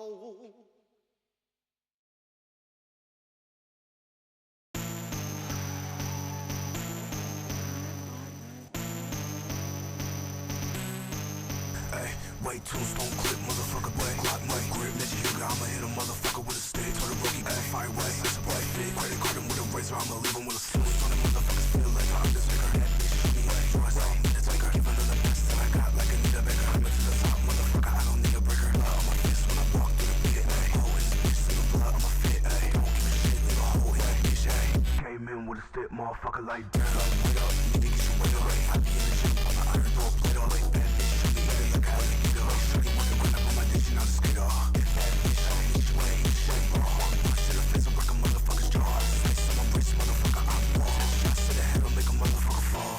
No winter is spring, got a bad bitch on me and she doing her thing. Steady sitting in my throne, bitch, I feel like a king. I'm ahead of motherfuckers, cause all you motherfuckers so basic. Taste it, you can never taste it. Make it, break it, shorty wanna take dick. Vacant places, tell you what your fate is. Break it, stomping on their faces. Came in with a Glock and I'm looking for a target. Big B mommy got me feeling like a Mark Spartan. You are not a dog, you a bitch, quick bark. And I came in with a blade like a motherfucking Spartan. Tombstone clip, motherfucker, big Glock, no grip. Let you Hugo, I'ma hit a motherfucker with a stick. Told the rookie, got a fire way, that's a bright fit. Credit card him with a razor, I'ma leave him with a switch. On the motherfuckers feel like I'm the taker. That bitch shoot me and she joins, I don't mean to take her. Give another best that I got like Anita Baker. I'm to the top, motherfucker, I don't need a breaker.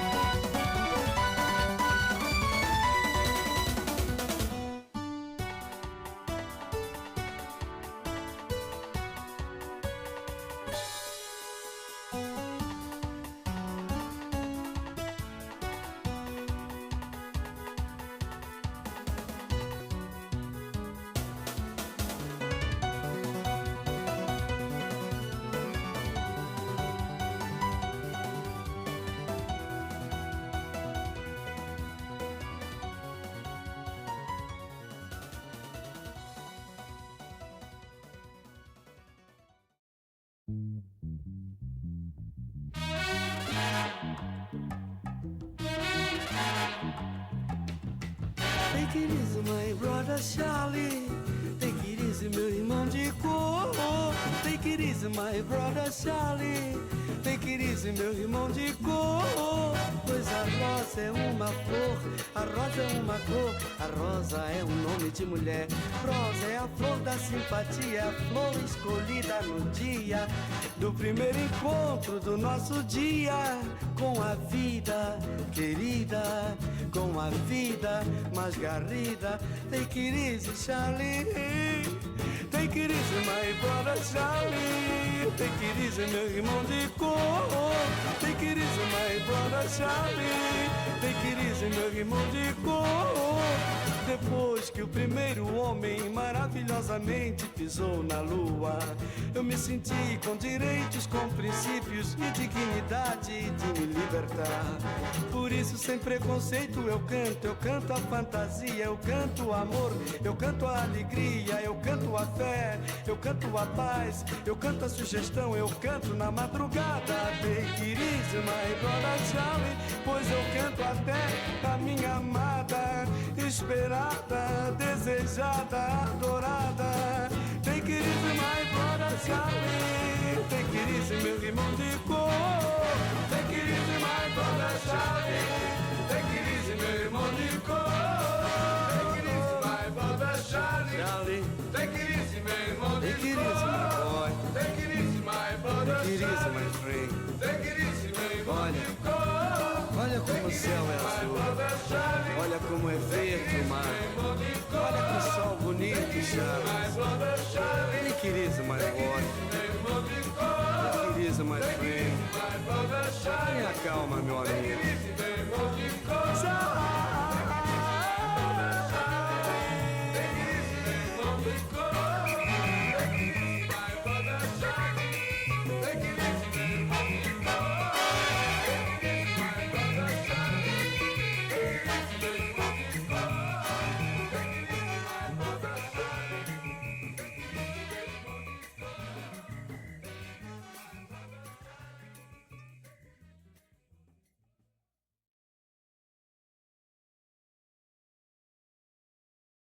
O caminho do bem, o caminho do bem, o caminho do bem.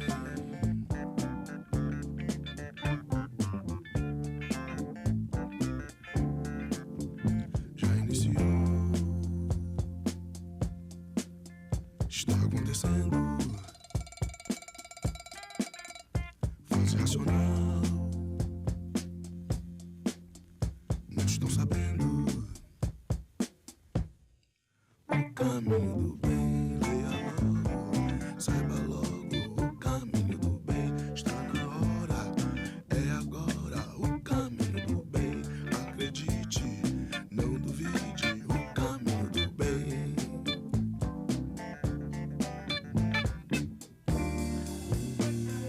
O caminho do bem é um só caminho.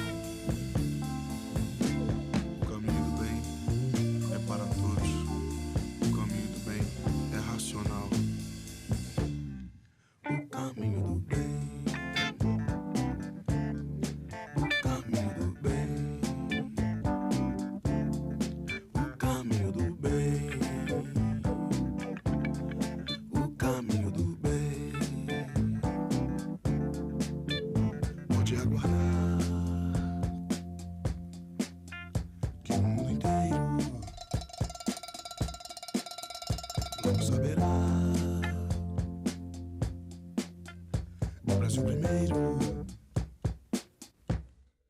o caminho do bem, leia logo, saiba logo, o caminho do bem, está na hora, é agora, o caminho do bem, acredite, não duvide, o caminho do bem. Vida modesta e fecunda, amor de um doce paraíso. Reino prepotencial racional, aonde brilha sempre o bem e não o mal. Leia logo, saiba logo, está na hora, é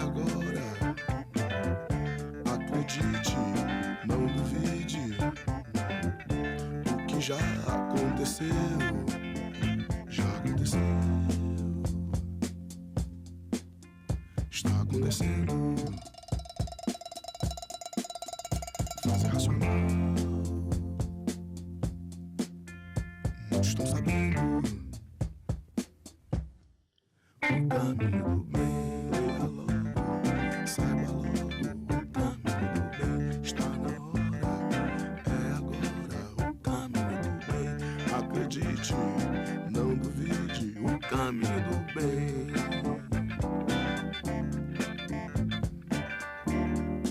Numa natureza onde não existe regulagem, não pode existir o bem.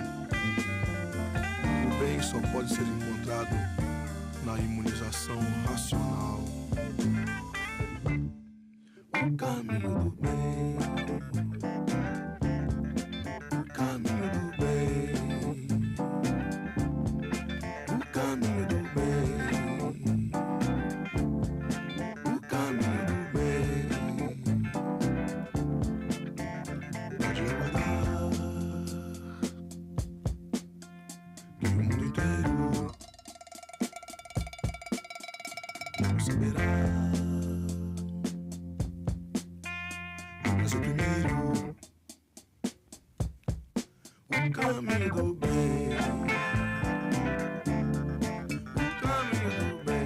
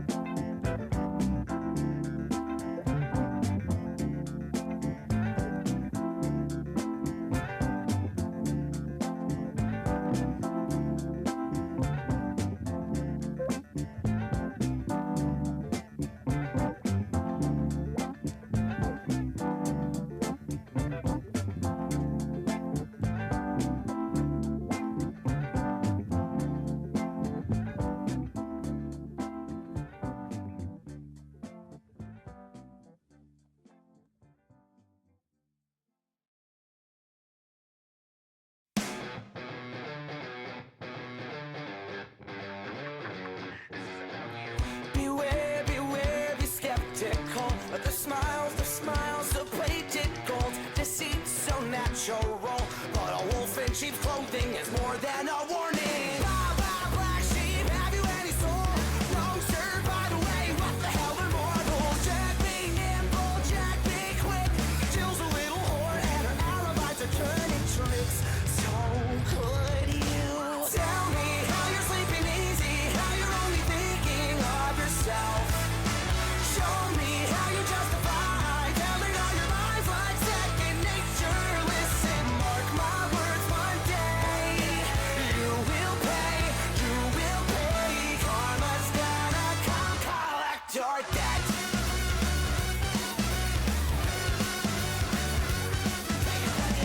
Oh well, you stalk your prey with criminal mentality. You sink your teeth into the people you depend on, infecting everyone, you're quite the problem. B5 from better running high. I smell the blood of a petty little coward. Jack be lethal, Jack be slick. You'll believe you're lonely, dying in a filthy ditch. So could you tell me how you're sleeping easy, how you're only thinking of yourself?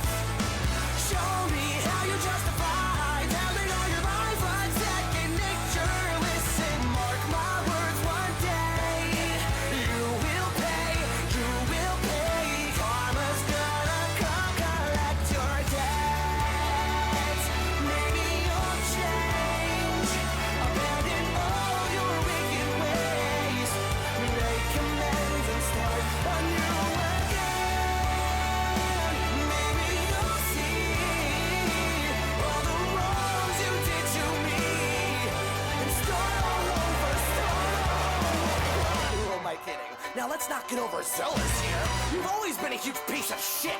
If I could kill you, I would. I'm frowned upon in all 50 states. Having said that, burn in hell.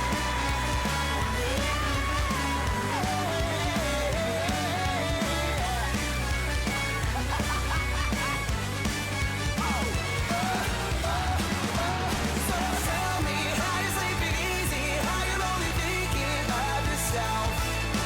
Show me how you justify telling all your lies like second nature. Listen, mark my words, one day you will pay. Karma's gonna come collect your debt. Karma's gonna come collect your debt. Karma's gonna come collect your debt.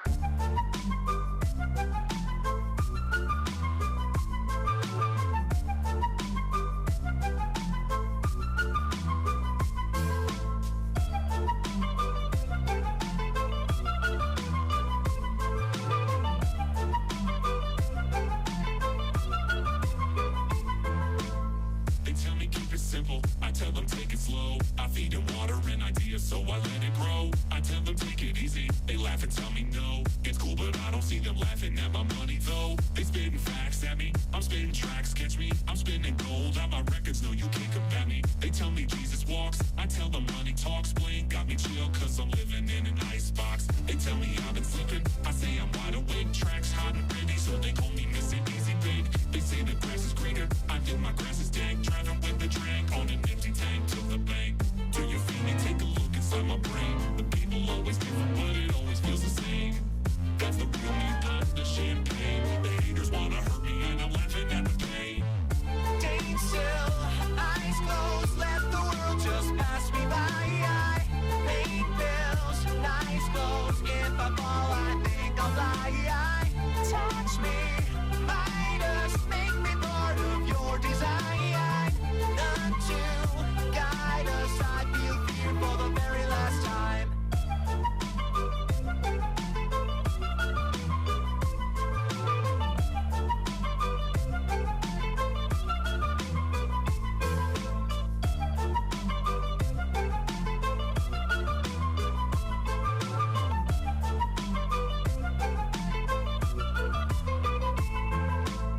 They tell me that I'm special, I smile and shake my head. I'll give them stories to tell friends about the things I said. They tell me I'm so humble, I say I'm turning red. They let me lie to them and don't feel like they've been misled. They give so much to me, I'm losing touch, get me. Served on a silver platter, ask for seconds, they just let me. They tell me I'm a god, I'm lost in the facade. 6 feet off the ground, at all times I think I'm feeling odd. No matter what I make, they never see mistakes. Making so much bread, I don't care that they're just being fake. They tell me they're below me, I act like I'm above. The people blend together, but I would be lost without their love. Can you heal me? Have I gained too much? When you become untouchable, you're unable to touch. Is there a real me? Pop the champagne. It hurts me just to think, and I don't do pain. Staying still, eyes closed, let the world just pass me by. I pay bills, nice clothes. If I fall, I think I'll die. Touch me, Midas, make me part of your design. None to guide us, I feel fear for the very last time. Lay still, restless, losing sleep while I lose my mind. All thrill, no stress, all my muses left behind. World is below, so high up, I'm fear to find. Lean in, let go, I feel fear for the very last time.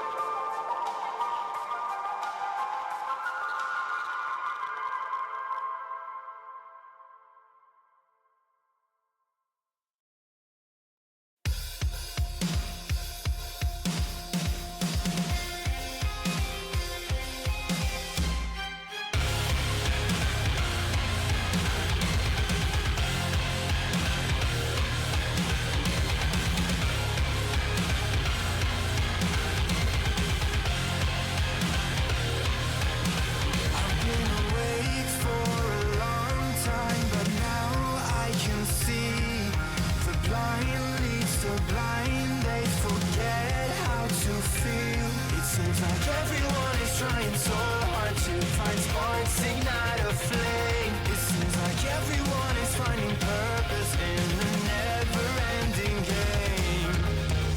And it feels like I'm alive, like the waves are crashing in on me. And I know what I have found. It is the key to my awakening. I've been asleep for a long time, but never had dreams. My life had no meaning, I followed the stream. It seems like everyone is trying so hard to find sparks, ignite a flame. It seems like everyone is finding purpose in the never-ending game. And it feels like I'm alive, like the waves are crashing in on me. And I know what I have found. It is the key to my awakening. Feels like I'm alive, feels like I'm alive. Key to my awakening. Feels like I'm alive, feels like I'm alive. Key to my awakening. I've been writing everything deep inside, now I'm coming clean. I've been going up and down like a tide, now I'm free within. Oh, and every now and then I face my fears, and I will go under. Starting new, we see it into years. And it feels like I'm alive. Feels like I'm alive, like the waves are crashing in on me. And I know what I have found. It is the key to my awakening. Feels like I'm alive, key to my awakening. Feels like I'm alive, key to my awakening.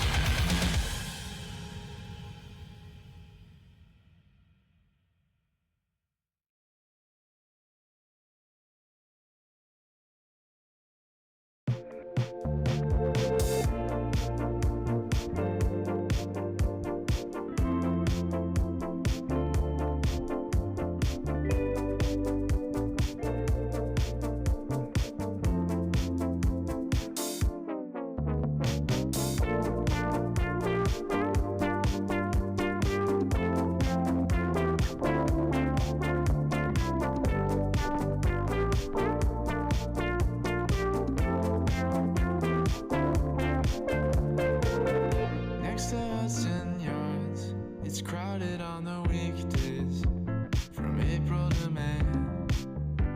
Parse apart a troubled heart from any train. Sing about it in LA. Big clouds in the rear view. You start humming along to the first verse of your favorite song that you quote each day with the words all wrong. So call me when the world looks bleak. I love you, but it's hard to believe. With every day we'll start to see the rest is meta-modernity.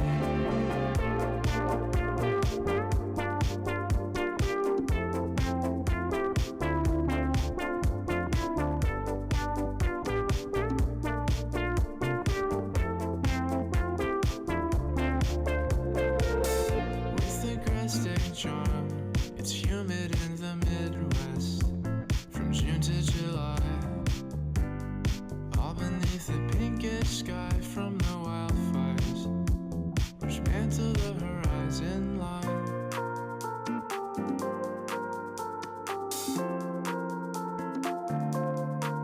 From the outset, it's been hard to tell why we feel this down when it all bodes well. So call me when the world looks bleak. I love you, but it's hard to believe. start to sin. The rest is meta-modernity.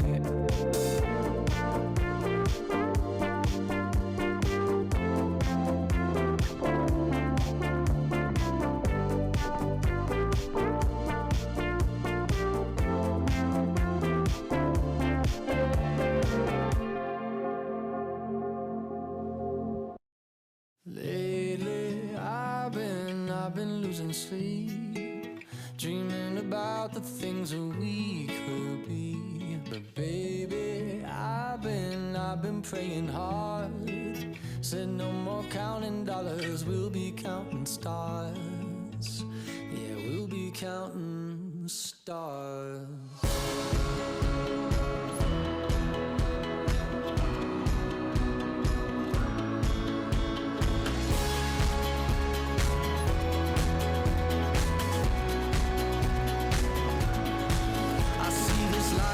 Like a swinging vine, swing my heart across the line. In my face is flashing signs. Seek it out and ye shall find. Old, but I'm not that old. Young, but I'm not that bold. And I don't think the world is sold. I'm just doing what we're told. I feel something so right, doing the wrong thing. And I feel something so wrong, doing the right thing. I could lie, couldn't lie, couldn't lie. Everything that kills me makes me feel alive. Lately, I've been losing sleep, dreaming about the things that we could be. Baby, I've been praying hard. Said no more counting dollars, we'll be counting stars. Lately, I've been losing sleep, dreaming about the things that we could be. Baby, I've been praying hard. Said no more counting dollars, we'll be counting stars. Hey.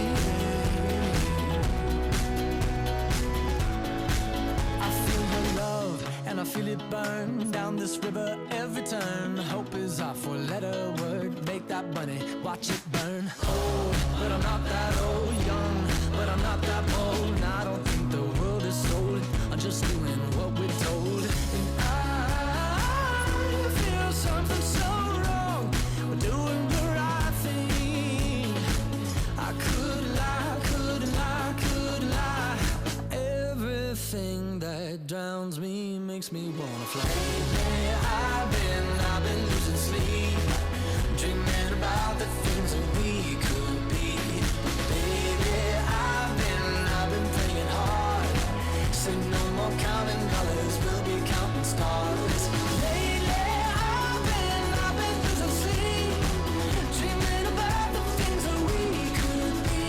But baby, I've been praying hard. Say no more counting dollars, we'll be counting stars. Oh, take that money, watch it burn, sink in the river the lessons I learned. Take that money, watch it burn, sink in the river the lessons I learned. Take that money, watch it burn, sink in the river the lessons I learned. Take that money, watch it burn, sink in the river the lessons I learned. Everything that kills me makes me feel alive. Hey, I've been losing sleep, dreaming about the things that we could be. Baby, I've been praying hard. Said no more counting dollars, we'll be counting stars. Lately, I've been losing sleep, dreaming about the things that we could be. Baby, I've been praying hard. Said no more counting dollars.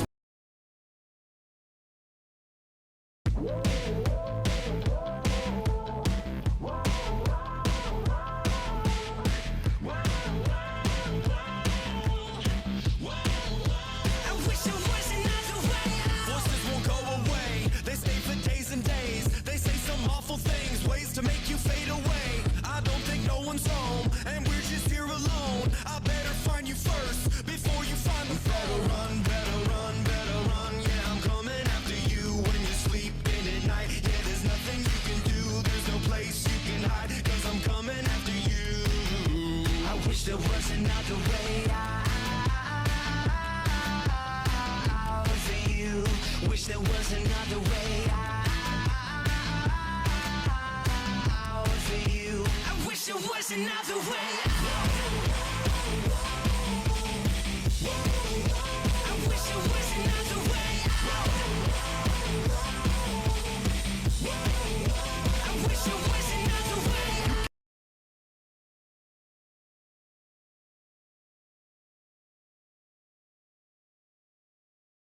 Check and see, no one cares less than me. Dead wrong, I guess you'll be. These voices won't let you leave. Got you down on bended knee. What should my next weapon be? It's over, you can't breathe. Just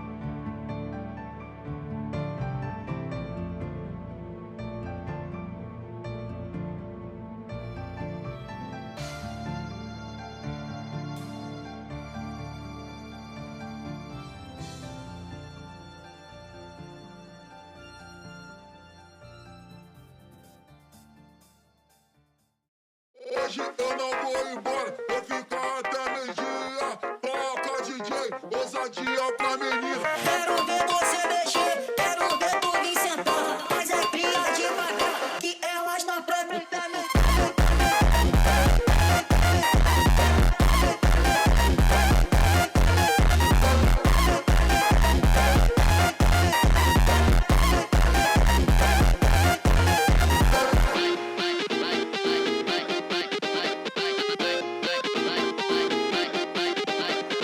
Quero ver você mexer, quero ver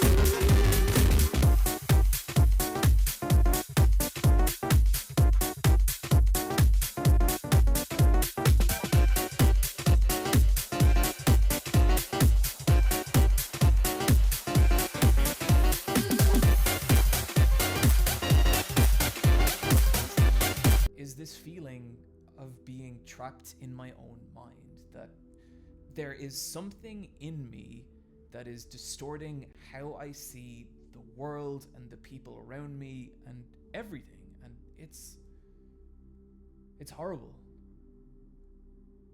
It's a nightmare. And I think the hardest part of it is the feeling that it's never going to end, that the way you feel in those moments is how you will feel for the rest of your life. And if you've ever struggled mentally or emotionally, you know that fear. And it is that fear that I've never seen visualized better than in fucking Garfield fan art. We all want to be Garfield, but we all are Jon Arbuckle. And the thing is, those bad times, they do never last. They do end. And I think that's why I find this final piece so hopeful.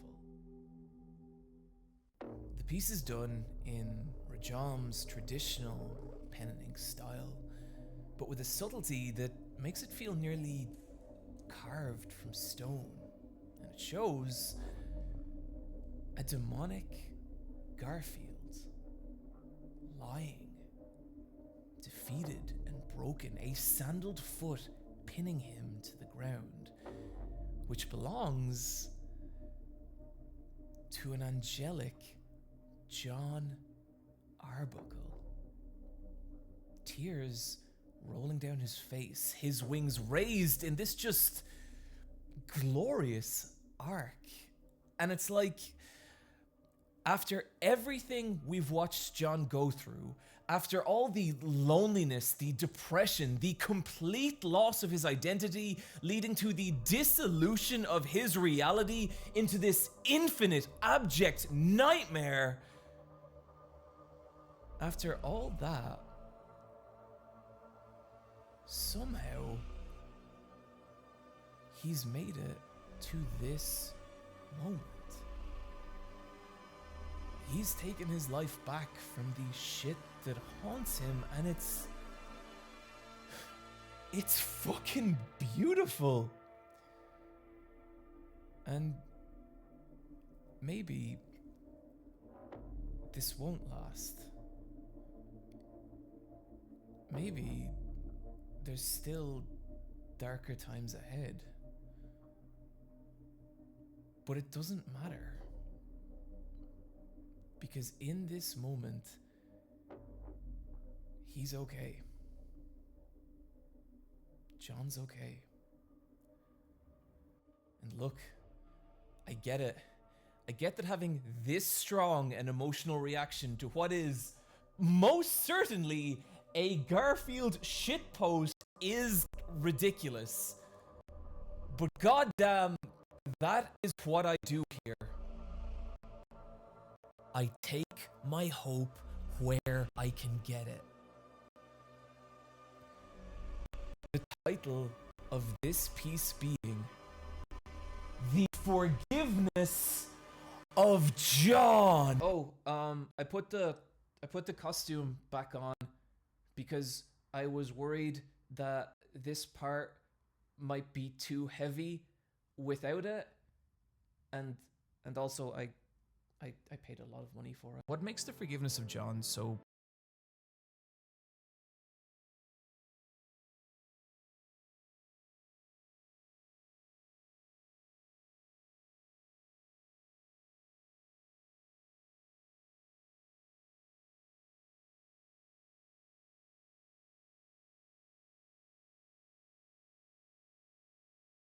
powerful to me is that in isolation it is an amazing piece of art and a real technical achievement, but when taken with everything else we've spoken about this video, it becomes the concluding chapter of a gigantic meta-narrative that is formed around Jon Arbuckle. And again, if I was the only person who saw that, there wouldn't be a story here. The Forgiveness of John being the third most popular post on r/I'm Sorry John of all time, as well as adorning its front page. And I think it's awesome that so many people's individual works come together to pull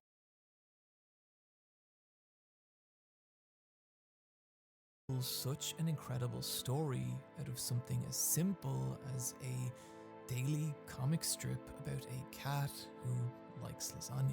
This is what I love about fandoms. When you stare at them for long enough, these beautiful and strange stories start to emerge that are distorted and honest and amazing.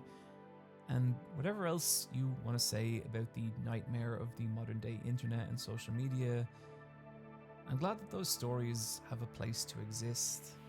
I think that's pretty cool.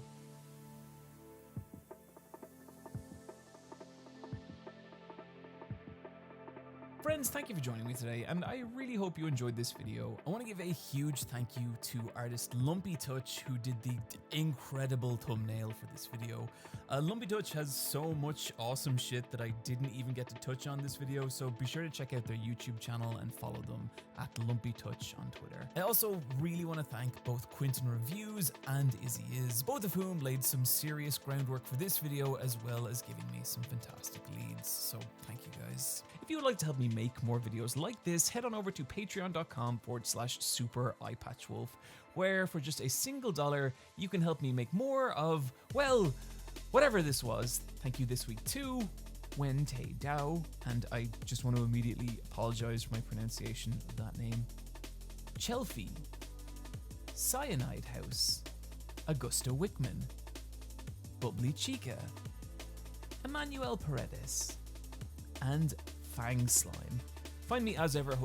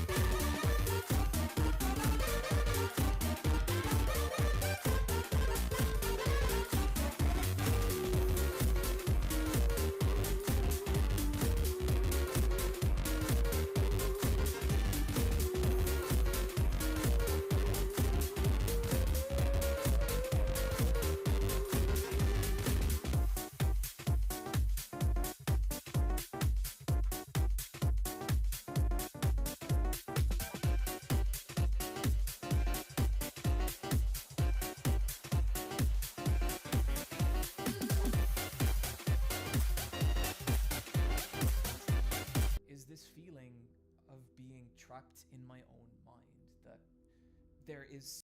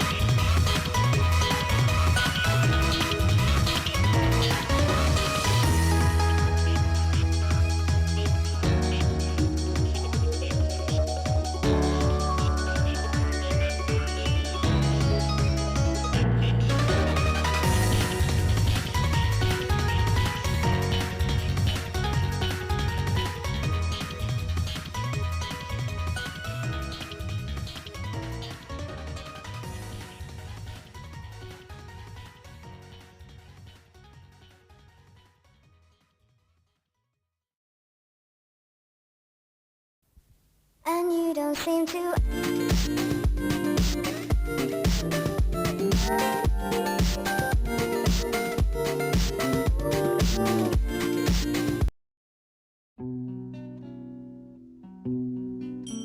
Through early morning fog I see visions of the things to be, the pains that are withheld for me. I realize and I can see that suicide is painless. It brings on many changes, and I can take or leave it if I please. The game of life is hard to play. I'm gonna lose it anyway. The losing card I'll someday lay. So this is all I have to say. Suicide is painless. It brings on many changes. And I can take or leave it if I please. The sword of time will pierce our skin. It doesn't hurt when it begins, but as it works its way on in, the pain grows stronger. Watch it grin. Suicide is painless. It brings on many changes, and I can take or leave it if I please.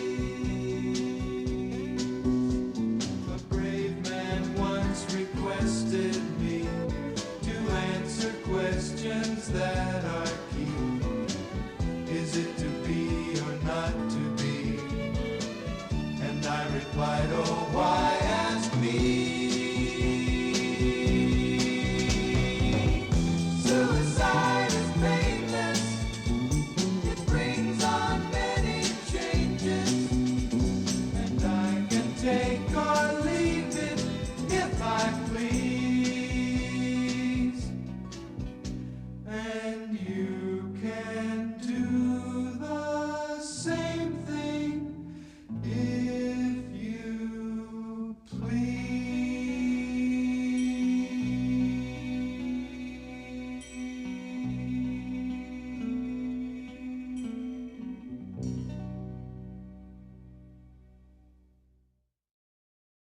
やり残したことがこの世を覆って僕らを積んで粉々になる前に頼りなくてもいいその手をこの手は自分自身のままさ変わらないはずはないよ手を伸ばして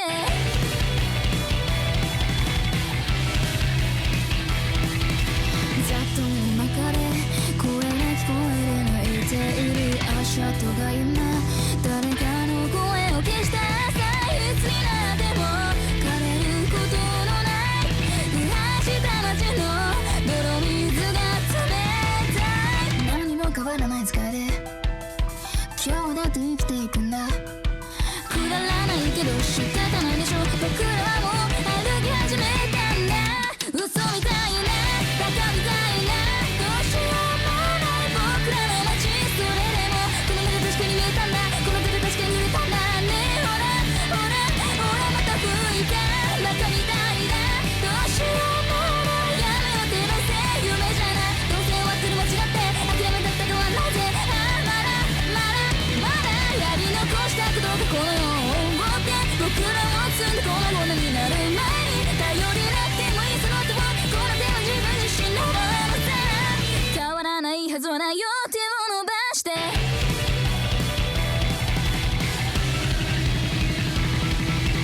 永遠の中で迷わないためのぬくもり軽薄な君に届くことなく散ってゆくさざ波そんなはずはない逃げないでしょ簡単に言わないでいつも通りの世界を今日だってかけてゆくんだ滑り落ちたら掴んでやろう灰色の空その中で開く「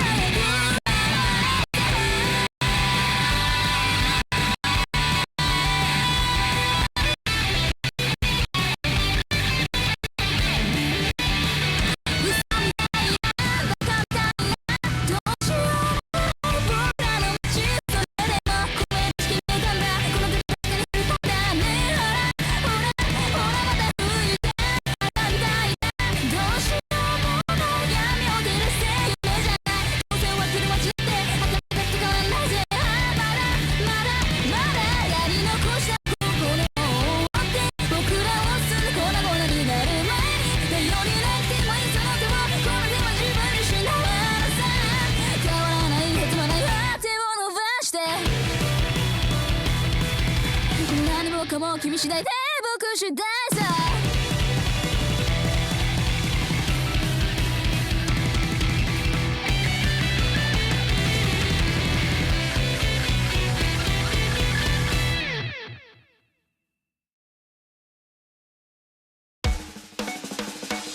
If everyone is not special, maybe you can't be what you want to be. それぞれの答えにつかる。1, 2, 3, 4, 5, 6, 7, 8, 9, 10, 11, 12, 13, 14, 15, 16, 17, 18, 19, 20, 21, 22, 23, 24, 25, 26, 27, 28, 29, 30.憧れ悩みパンプアップ。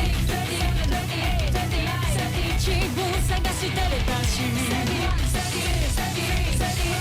ないものねだり最高将来。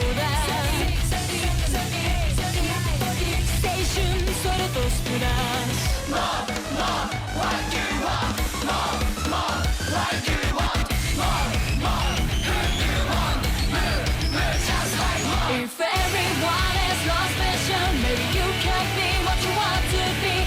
喜び、悲しみ、抱えても Your life is your own, okay. 特別じゃなくても okay. それぞれの答え見つかる。41, 42, 43, 44, 45, 46, 47, 48, 9, 51, 52, 53, 54, 55, 56, 57, 89, 60, 61, 62, 63, 64, 65. 愛想笑いレーザービーム。空気読めない鬼ラッシュ。獅子喪失最高へ。恋のお祓いグラフィック。More, where to go. More, which to go. More, how to go. Love, just like more. If everyone is so special, maybe you can be what you want to be. 偽り下げずに与えても Your life is your own, okay. 特別な自分なら okay. それぞれの答え見つかる。だら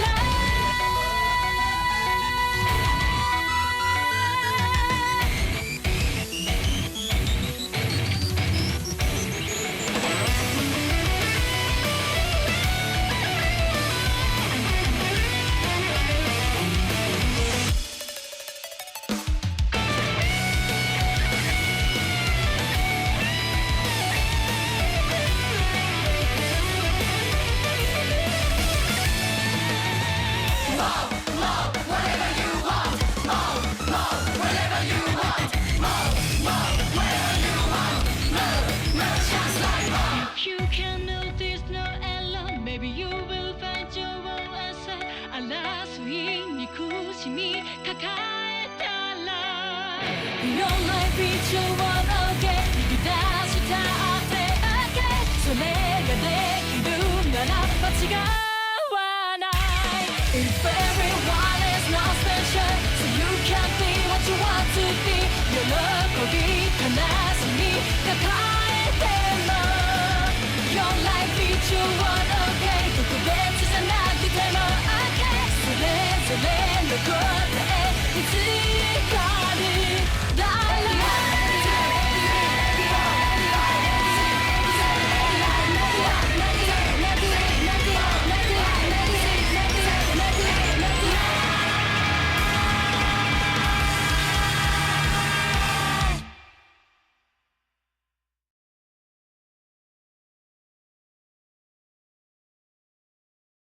やり残したことがこの世を覆って僕らを積んで粉々になる前に頼りなくてもいいその手をこの手は自分自身のままさ変わらないはずはないよ手を伸ばして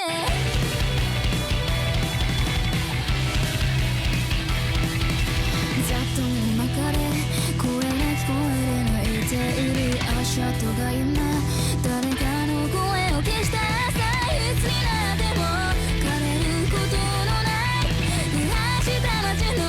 泥水が冷たい何にも変わらない使いで今日だって生きていくんだくだらないけど仕方ないでしょ僕らはもう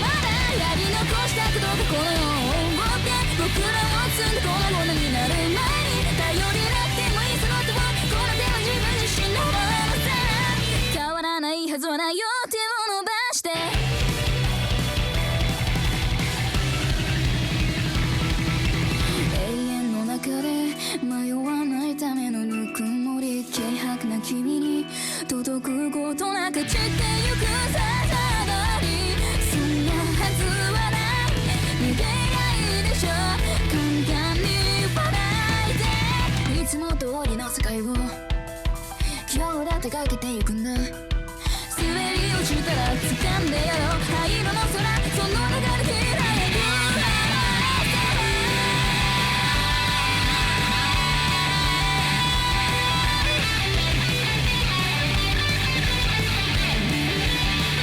嘘みたいなバカみたいなどうしようもない僕らの街それでもこの目確かに見えたんだこの手で確かに振り込んだねえほらまた吹いてバカみたいだどうしようもない闇を照らして夢じゃないどうせ終わってる街だって諦めたって変わんないぜまだやり残したことがこれを追って僕らをすぐ粉々になる前に頼りなくてもいいその手をこの手は自分自身だからさ変わらないへつまない手を伸ばして何もかも君次第で僕次第さ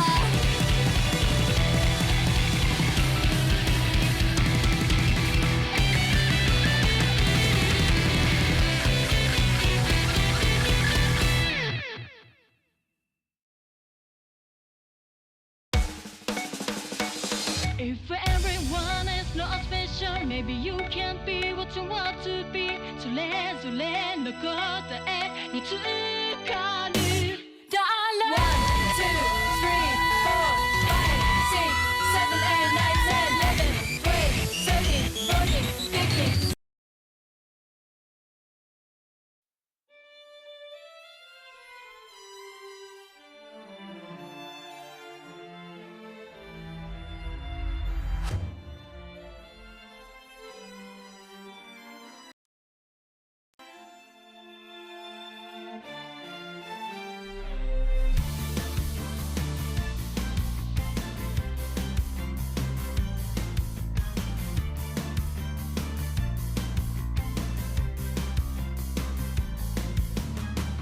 Last chance to give it all, there's no one stopping me now. I'll go out dancing through the starry night upon the cloud. No ordinary stands will capture all their hearts. Even jewels always envy to be a star.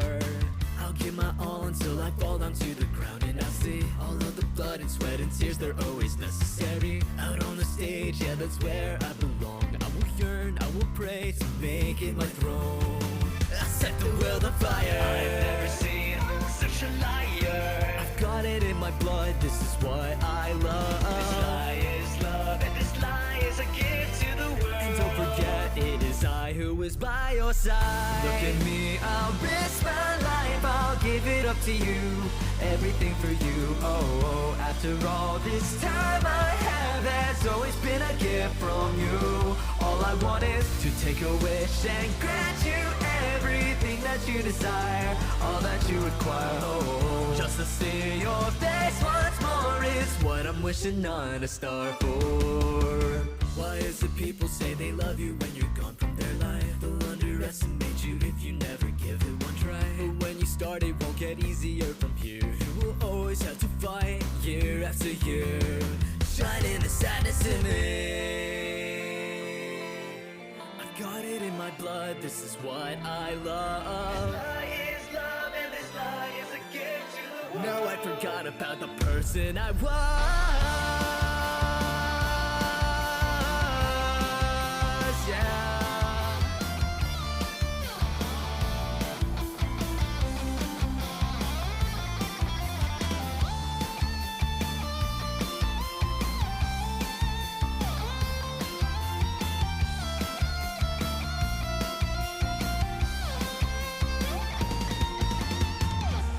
Trade my life for you, I'll reach it up for you, give my soul to you, oh. I don't care what happens to me, please come back and set me free. Sometimes our wishes can't come true, but I will still believe, let's break reality, oh. Even if you can't be with me, you'll be shining like a star as you do. Look at me, I'll risk my life, I'll give it up to you. everything for you. Oh, after all this time I have has always been a gift from you. All I want is to take a wish and grant you everything that you desire, all that you require. Oh, just to see your face once more is what I'm wishing on a star for. Children from the stars above, rest and go to sleep peacefully. The radiance from both your love, it will never dim easily. Oh, children from the stars above, will you aim your sights to the sky? They'll never blink and interrupt, it's your destiny to both shine.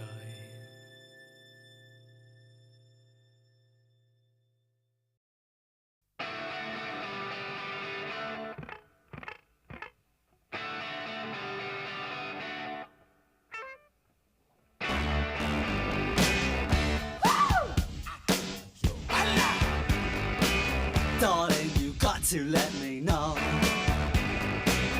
Should I stay or should I go? If you say that you are mine, I'll be here till the end of time. So you got to let me know. Should I stay or should I go? It's always tease, tease, tease. You're happy when I'm on my knees. One day is fine and next is black. So if you want me off your back, well come on and let me know. Should I stay or should I go? Should I stay or should I go now? Should I stay or should I go now? If I go, there will be trouble, and if I stay, it will be double. So come on and let me know. This indecision's bugging me. If you don't want me, set me free. Exactly whom I'm supposed to be. Don't you know which clothes even fit me? Come on and let me know. Should I cool it or should I blow?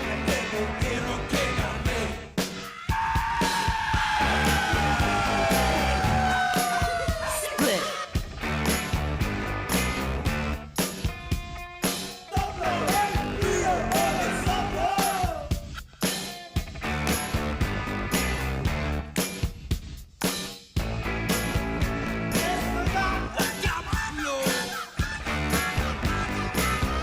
Should I stay or should I go now? Should I stay or should I go now? If I go, there will be trouble, and if I stay, it will be double. So you gotta let me know. Should I cool it or should I blow? Should I stay or should I go now? If I go, there will be trouble, and if I stay, it will be double. So you gotta let me know. Should I stay or should I go?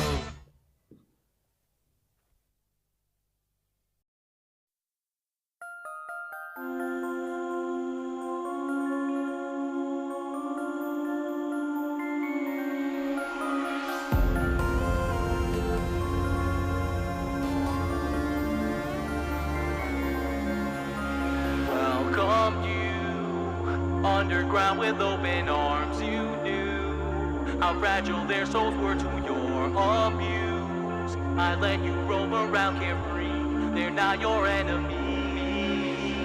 All this time, determination served as your lone guide. Mercy or genocide, yours to decide. But consequences, they increase. You will answer to me. I exist outside it, even if restarted. Your actions won't erase. Nothing's safe from my eyes. You lie, but numbers don't lie. I can see your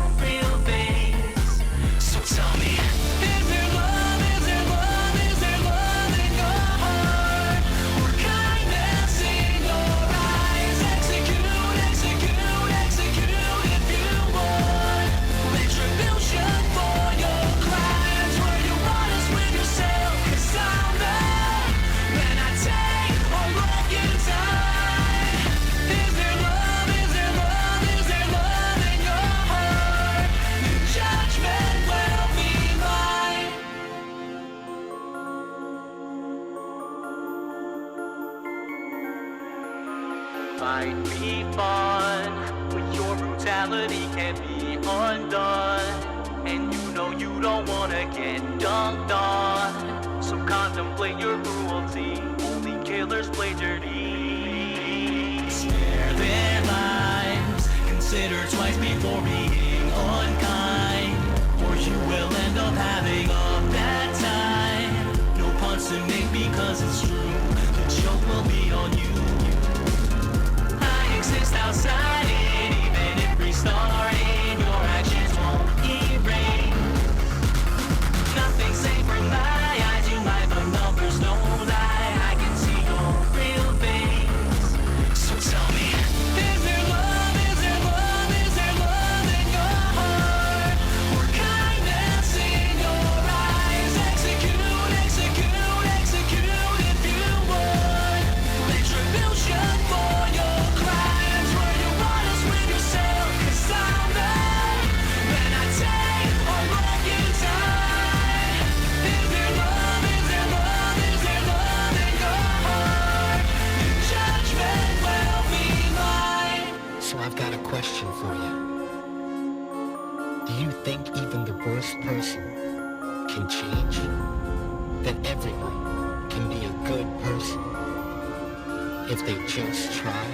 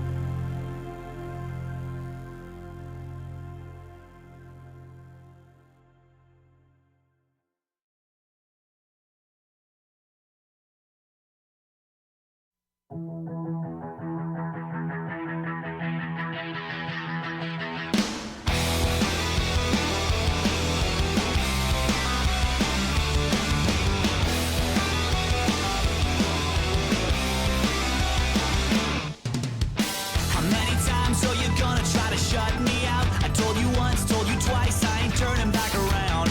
You can say whatever, try to mess with me, I don't care, I'm not scared.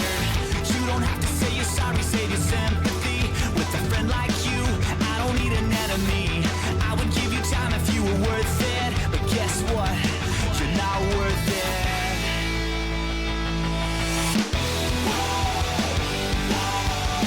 I'm always gonna be the last one standing,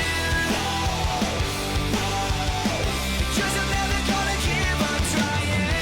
And now I'm ready to go. I'm here, I'm waiting for you. And I'm gonna be the last one standing, the last one standing.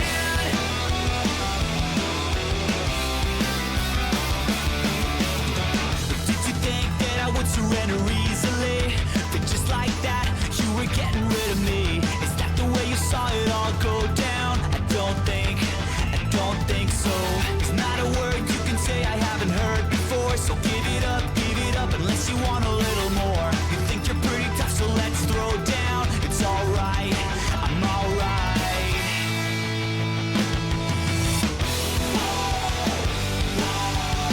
I'm always gonna be the last one standing, because I'm never gonna give up trying. And now I'm ready to go. I'm here, I'm waiting for you. And I'm gonna be the last one standing.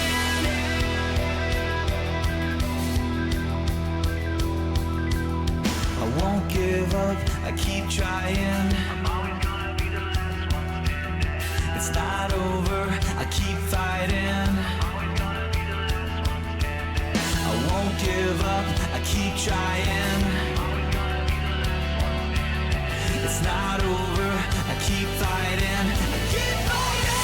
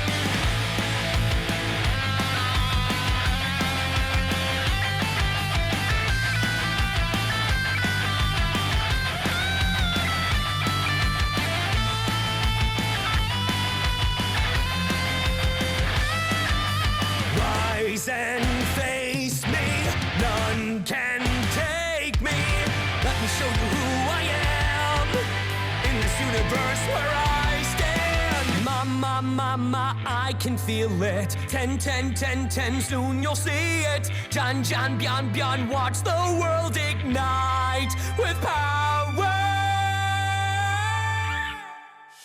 Cut, time to end this. Gun, I cannot miss. Jan, Bian, in this ultimate battle. Ba, there's no mistake. Jan, for the world's sake. Jan, Bian, I will take a hold of my fate. I'll never stop, no matter what the world may say. My ultra instinct will fuel me and guide the way.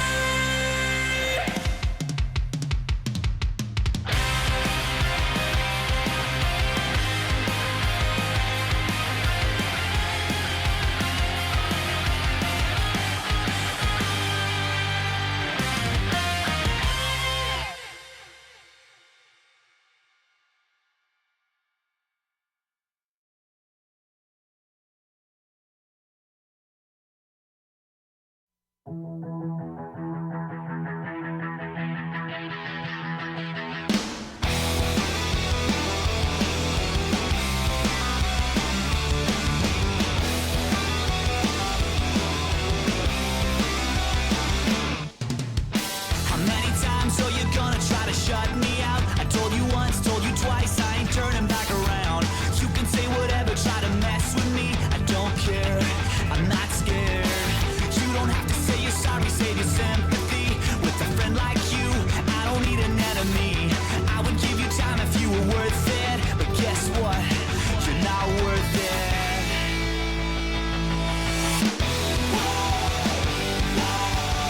I'm always gonna be the last one standing, because I'm never gonna give up trying. And now I'm ready to go. I'm here, I'm waiting for you. And I'm gonna be the last one standing. The last one standing.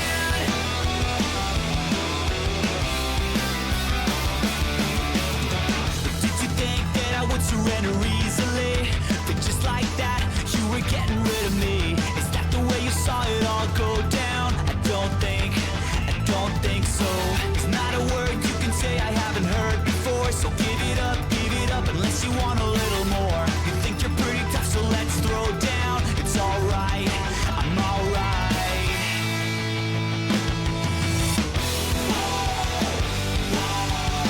I'm always gonna be the last one standing, because I'm never gonna give up trying. And now I'm ready to go. I'm here, I'm waiting for you. And I'm gonna be the last one standing.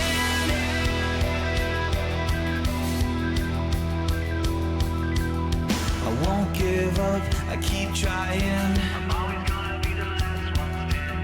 It's not over, I keep fighting.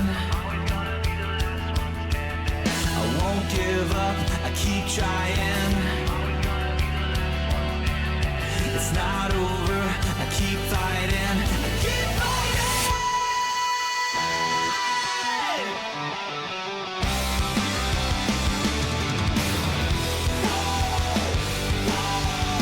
I'm always gonna be the last one standing,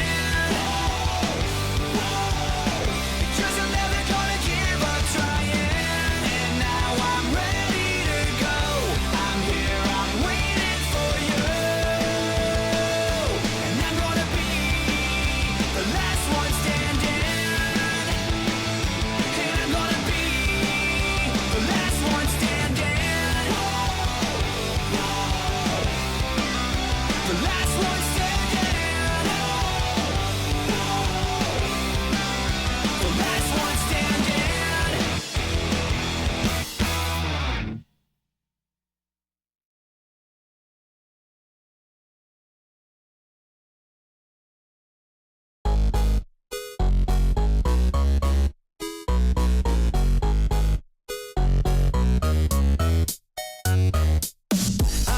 band of puppeteers, but I've a nagging fear someone else is pulling out the strings. Something terrible is going down through the entire town, wreaking anarchy and all it brings. I can't sit idly, no, I can't move at all.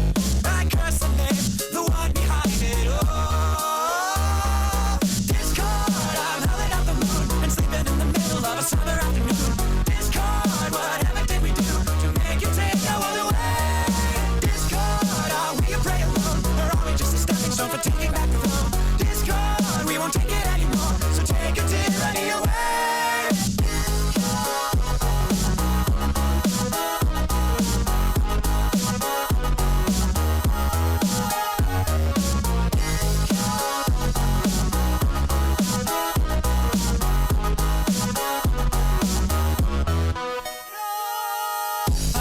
Changing status quo, but not in letting go. Now the world is being torn apart. A terrible catastrophe played by a symphony. What a terrifying work of art. I can't sit idly, no, I can't move at all. I curse the name, the one behind it all. Discord, I'm howling at the moon and sleeping in the middle of a summer afternoon. Discord, whatever did we do to make you take the world away? Discord, are we a prey alone, or are we just a stepping stone for taking back the throne? Discord, we won't take it anymore, so take your tyranny away.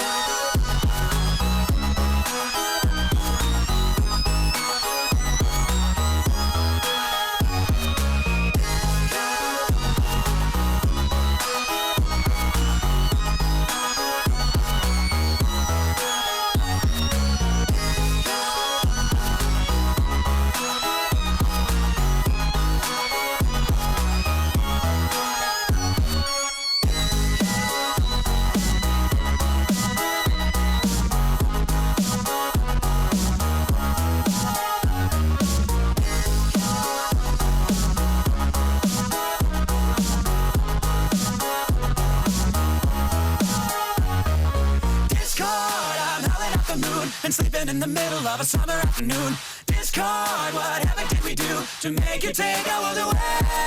Discord, are we a prey alone, or are we just a stepping stone for taking back the throne? Discord, we won't take it anymore, so take your tyranny away.